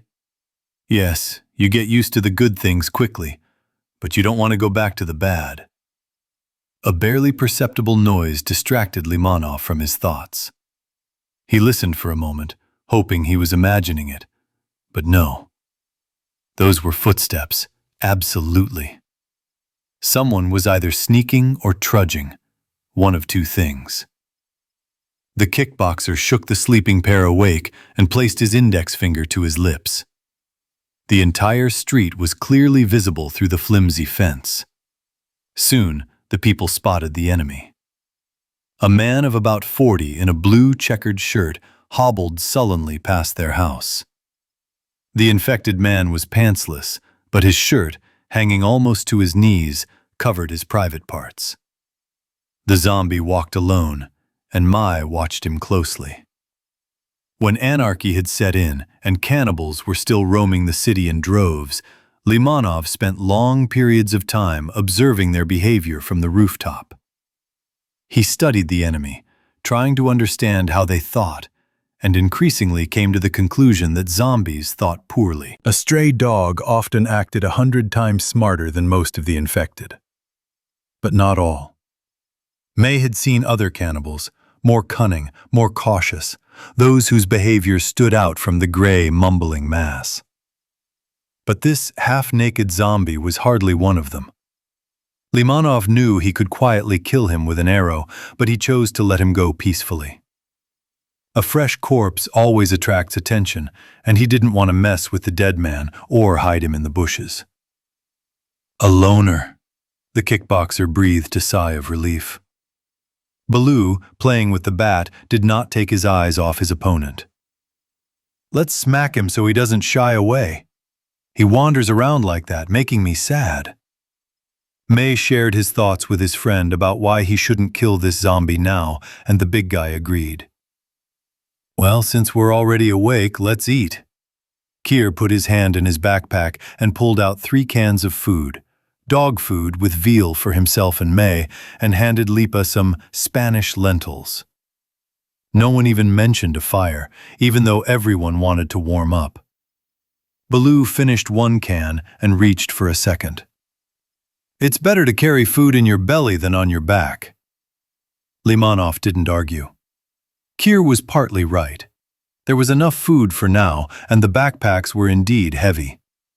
Yesterday they'd accomplished the bare minimum, escaping the city. There were fewer people here, so there should be fewer problems. I wanted to believe it.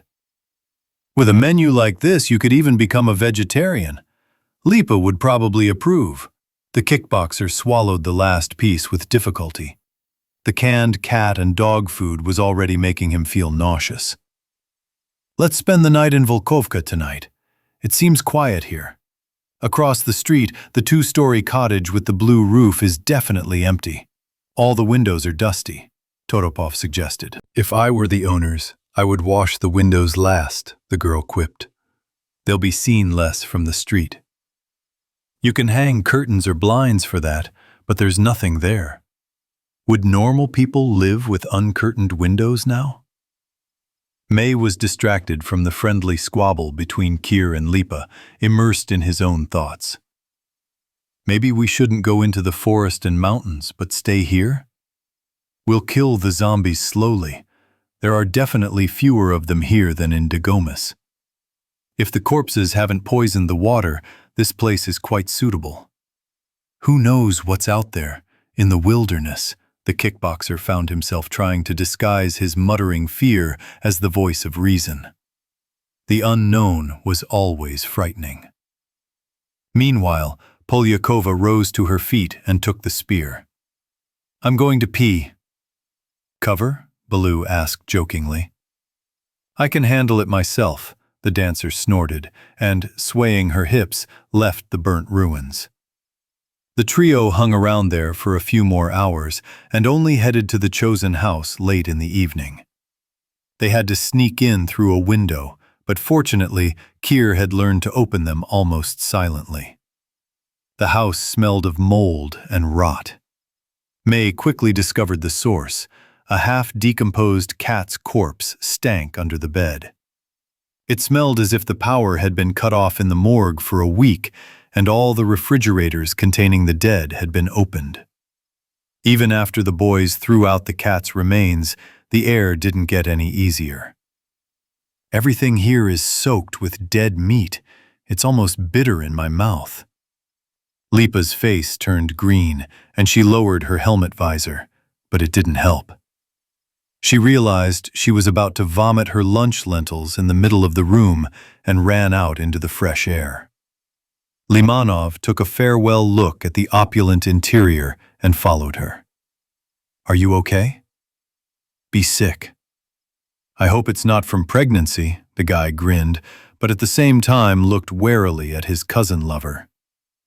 Don't croak at me here. Lipa tried to punch him in the side, but the kickboxer instinctively blocked it. Ow, that hurts! The girl winced and rubbed her wrist. Sorry, it was a reflex. Limanov began to awkwardly justify himself and tenderly hugged her. A loud spit was heard behind him. Kirill stepped out onto the porch, bat over his shoulder. What kind of animals are these cats? When they're alive, they can make such a mess that you can't get rid of it. And when they're dead, they make an even worse stench. You wouldn't smell any better if you were in her place, May noted. We don't need this now. Let's go and open the next one. I hope there won't be any rotten stuff there. Wait, that short one. We need a two-story one to keep an eye on the territory. Toropov turned his head from side to side, but did not notice anything suitable nearby. Okay, fine. We'll get by like this for one night. No, with this approach, this night could be our last. The icy tone in Limanov's voice suggested it was best not to argue. Mai had switched to leader mode. They had to go deeper into the village to find a suitable house. That night, they avoided the fate of sleeping in the open and shuddering at every snap of a branch. Thick walls, a sturdy door, and a reliable roof protected them from enemies and bad weather. But in the morning, Limanov finally overcame his doubts and decided to move on. No one argued. Everyone had originally planned to find a remote spot, and Volkovka, despite being completely dead, lay too close to Dagomis. Dawn was breaking in the east, but it still felt like the dead of night. The village was hidden in the shadows of the forested mountains, and morning came a little later here. 3 people carefully emerged from the abandoned house and slowly walked north. Another village lay ahead. The friends wanted to pass it in the dark. Maybe we should go to Abkhazia after all, a sleepy Lipa suggested once again. I know a secluded spot in the mountains there. Only about 100 people used to live there. They have a tangerine orchard. It's just a fairy tale. Polyakova had visited Abkhazia about 30 times and said she had friends there, spreading across half the country. Knowing his cousin's wild youth, Mai suspected many of them might have been closer than friends. "I think we've already discussed this," Limanov frowned with displeasure. "Yes, I remember. It's a long way on foot. And it's a bit scary by car, especially since I don't have a car." Somewhere to the right, a hefty walnut fell from a branch and rolled down the eaves above the porch. The crash nearly knocked everyone to the ground again. "Damn it! It's a good thing I went to the toilet before going out. Otherwise I would have shit my pants right now," Baloo muttered. "Finding a car isn't a problem," Mai returned to the interrupted topic. "But I think running into an ambush would be as easy as pie. We don't need these adventures. This is our land, and we'll move on from here." They moved slowly, no one wanting to trip or twist an ankle in the dark. But the travelers managed to pass all the nearby inhabited areas before it was fully light. Now, all that lay ahead was dense forest, through which a narrow road wound. The friends walked along the side of the road, keeping close to the trees. 3 hours later, the wanderers decided to stop for their first rest stop. Mai didn't want to sit around for long. He planned to cover about 50 kilometers that day. But soon, a serious obstacle appeared on the road. A dozen infected were sharing their spoils on the asphalt right in the middle of the highway. The happy chomping, the hungry squeals of the weakest members of the herd, and the growling of the leader could be heard far away. The men hid behind the trunk of a tall ash tree, assessing the threat. From this distance, the friends couldn't tell whether the zombies were eating a human or an animal. Besides, it didn't matter anymore who was their breakfast. "Let's go around the forest. They're too busy. They won't hear us," Lipa suggested, looking at the infected with disgust. But my brother had another idea. He took off his backpack and began to stretch his joints and muscles. "What's wrong?" Baloo was surprised. "There are few of them. We haven't trained properly for a long time. We can't lose our skills." "Do you want to fight? You have nothing better to do?" "You've gained weight. You need to stay in shape. I'll take half. You two split the rest." The kickboxer emerged from his hiding place and waddled toward the cannibals. "You're a fucking psycho," Lipa hissed and looked at Kir. "Let's go. What are we sitting here for?" Toropov adjusted his helmet and gripped the bat with both hands. It was his idea to wear motorcycle helmets during every raid. The zombies often tried to poke him in the eyes or punch him in the back of the head. Some of the infected fought like drunken tractor drivers, waving their arms like windmills. They had no technique, but they had anger and drive to spare. All this, coupled with their lack of fear and insensitivity to pain, made them dangerous opponents. 3 zombies saw the man and tore themselves away from the corpse. Blood dripped from their chins, their mouths stretched into predatory grins. Mai stopped. All he could do was wait. A short but very broad, almost square, bald man with a goatee lunged first. "Not my weight class," the kickboxer managed to think, deftly dodging the blow and delivering a low kick.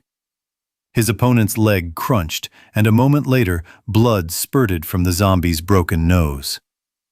The finishing blow was a matter of technique. A metal-studded glove pierced his temple, knocking the cannibal unconscious. The entire fight lasted less than 10 seconds. A girl of about 12 rushed at Limanov, skinny, covered in bruises and scratches, wearing a tattered t-shirt and skirt, and angry as a demon. She attacked with a piercing scream, forcing May to retreat. But one blow to the solar plexus knocked her out cold, and the second sent her into a complete and utterly unconscious state. Kir brought the bat down on the head of a lanky guy with blue, shoulder-length tattoos on his arms. The only clothes he had on were his underwear and one sock. Baloo felt a pleasant vibration in his hands as the aluminum club crushed his skull. Lipa stopped her opponent 2 meters away. The tip of her spear pierced the mustachioed man's throat just below his Adam's apple. He seemed to mutter something before he finished, rolled his eyes, and his stomach emptied into his pants. The fight was gaining momentum. The zombies grew more ferocious with each passing second, but the friends skillfully employed their well-practiced tactics. Still, thanks to their superior numbers, the infected began to push the humans back toward the forest.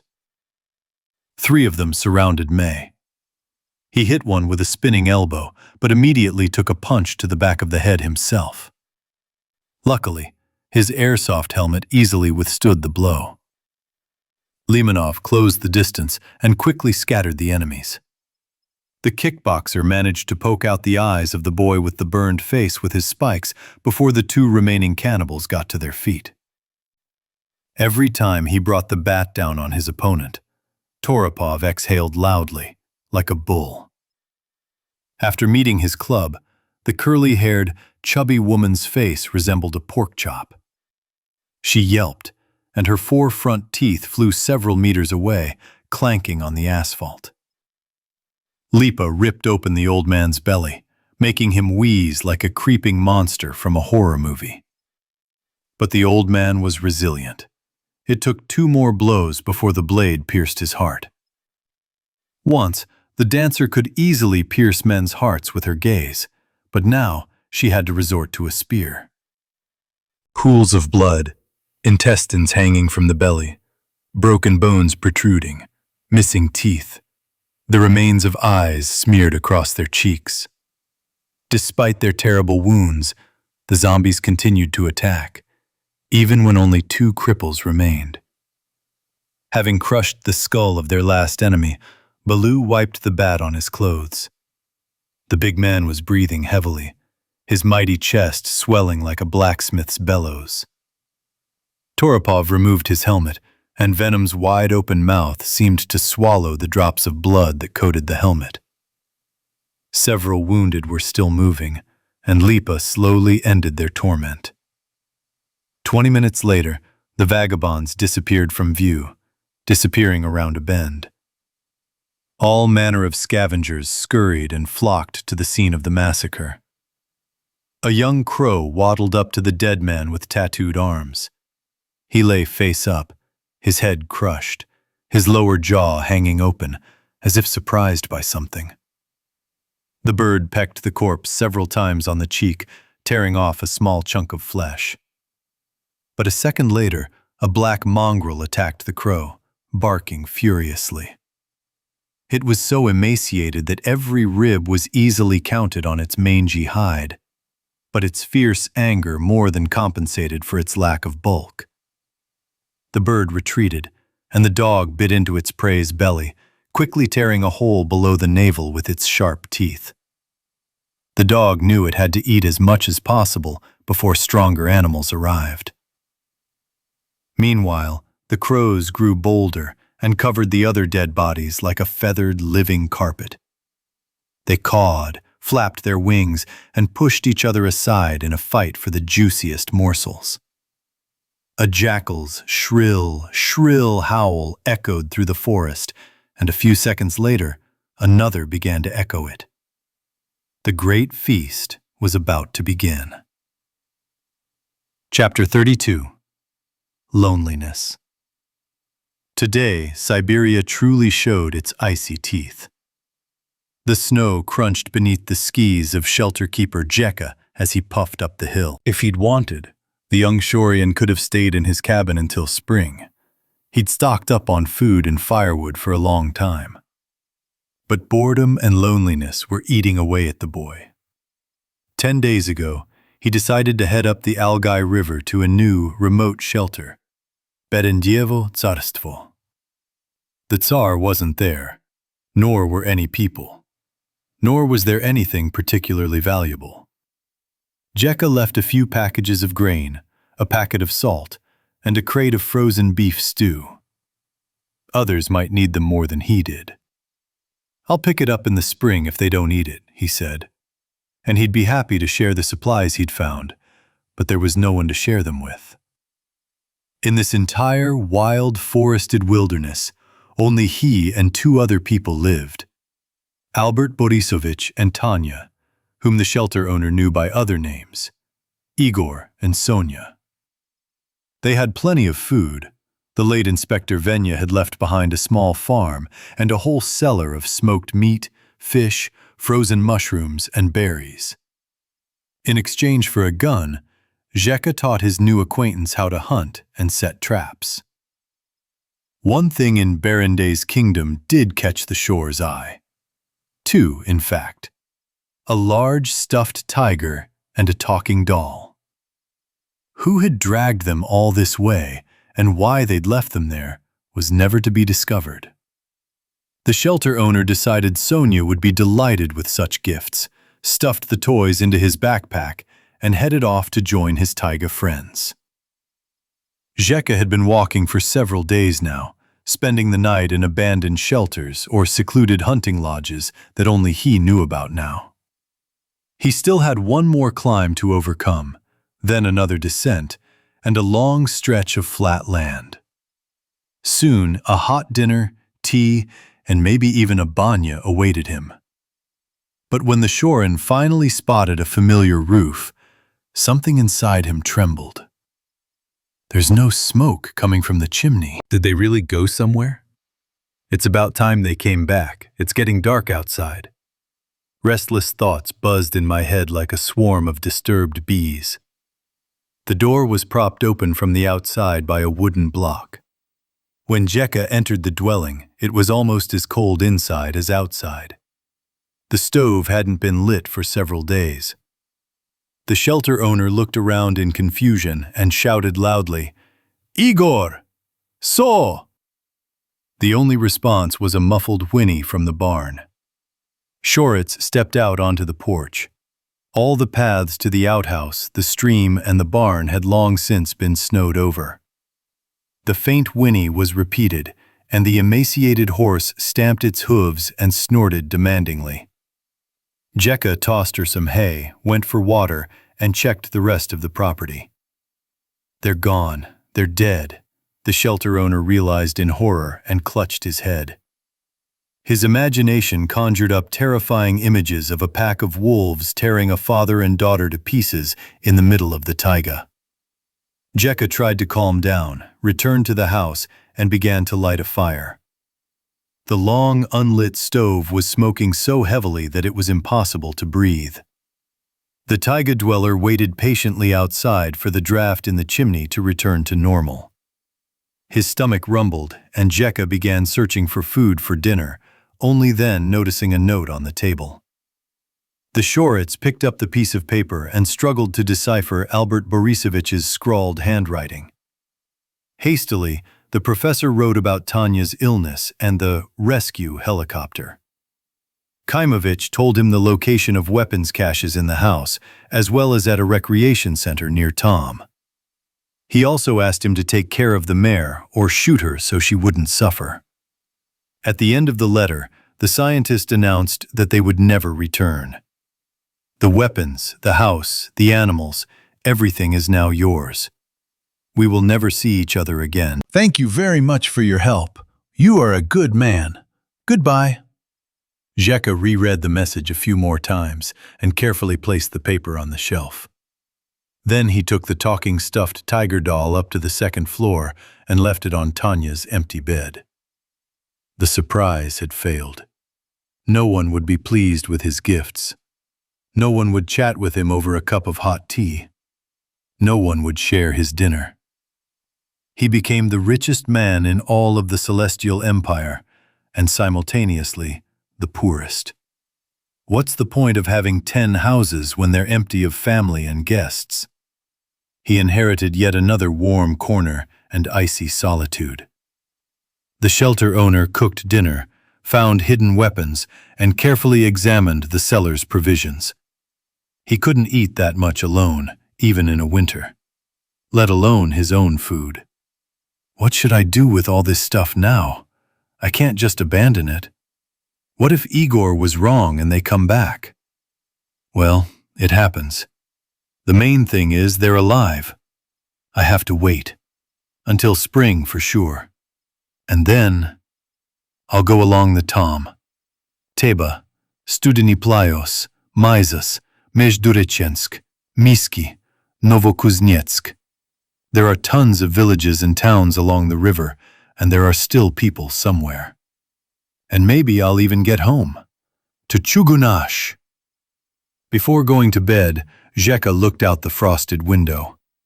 Winters used to fly by quickly, with tourists arriving 1 minute and then another.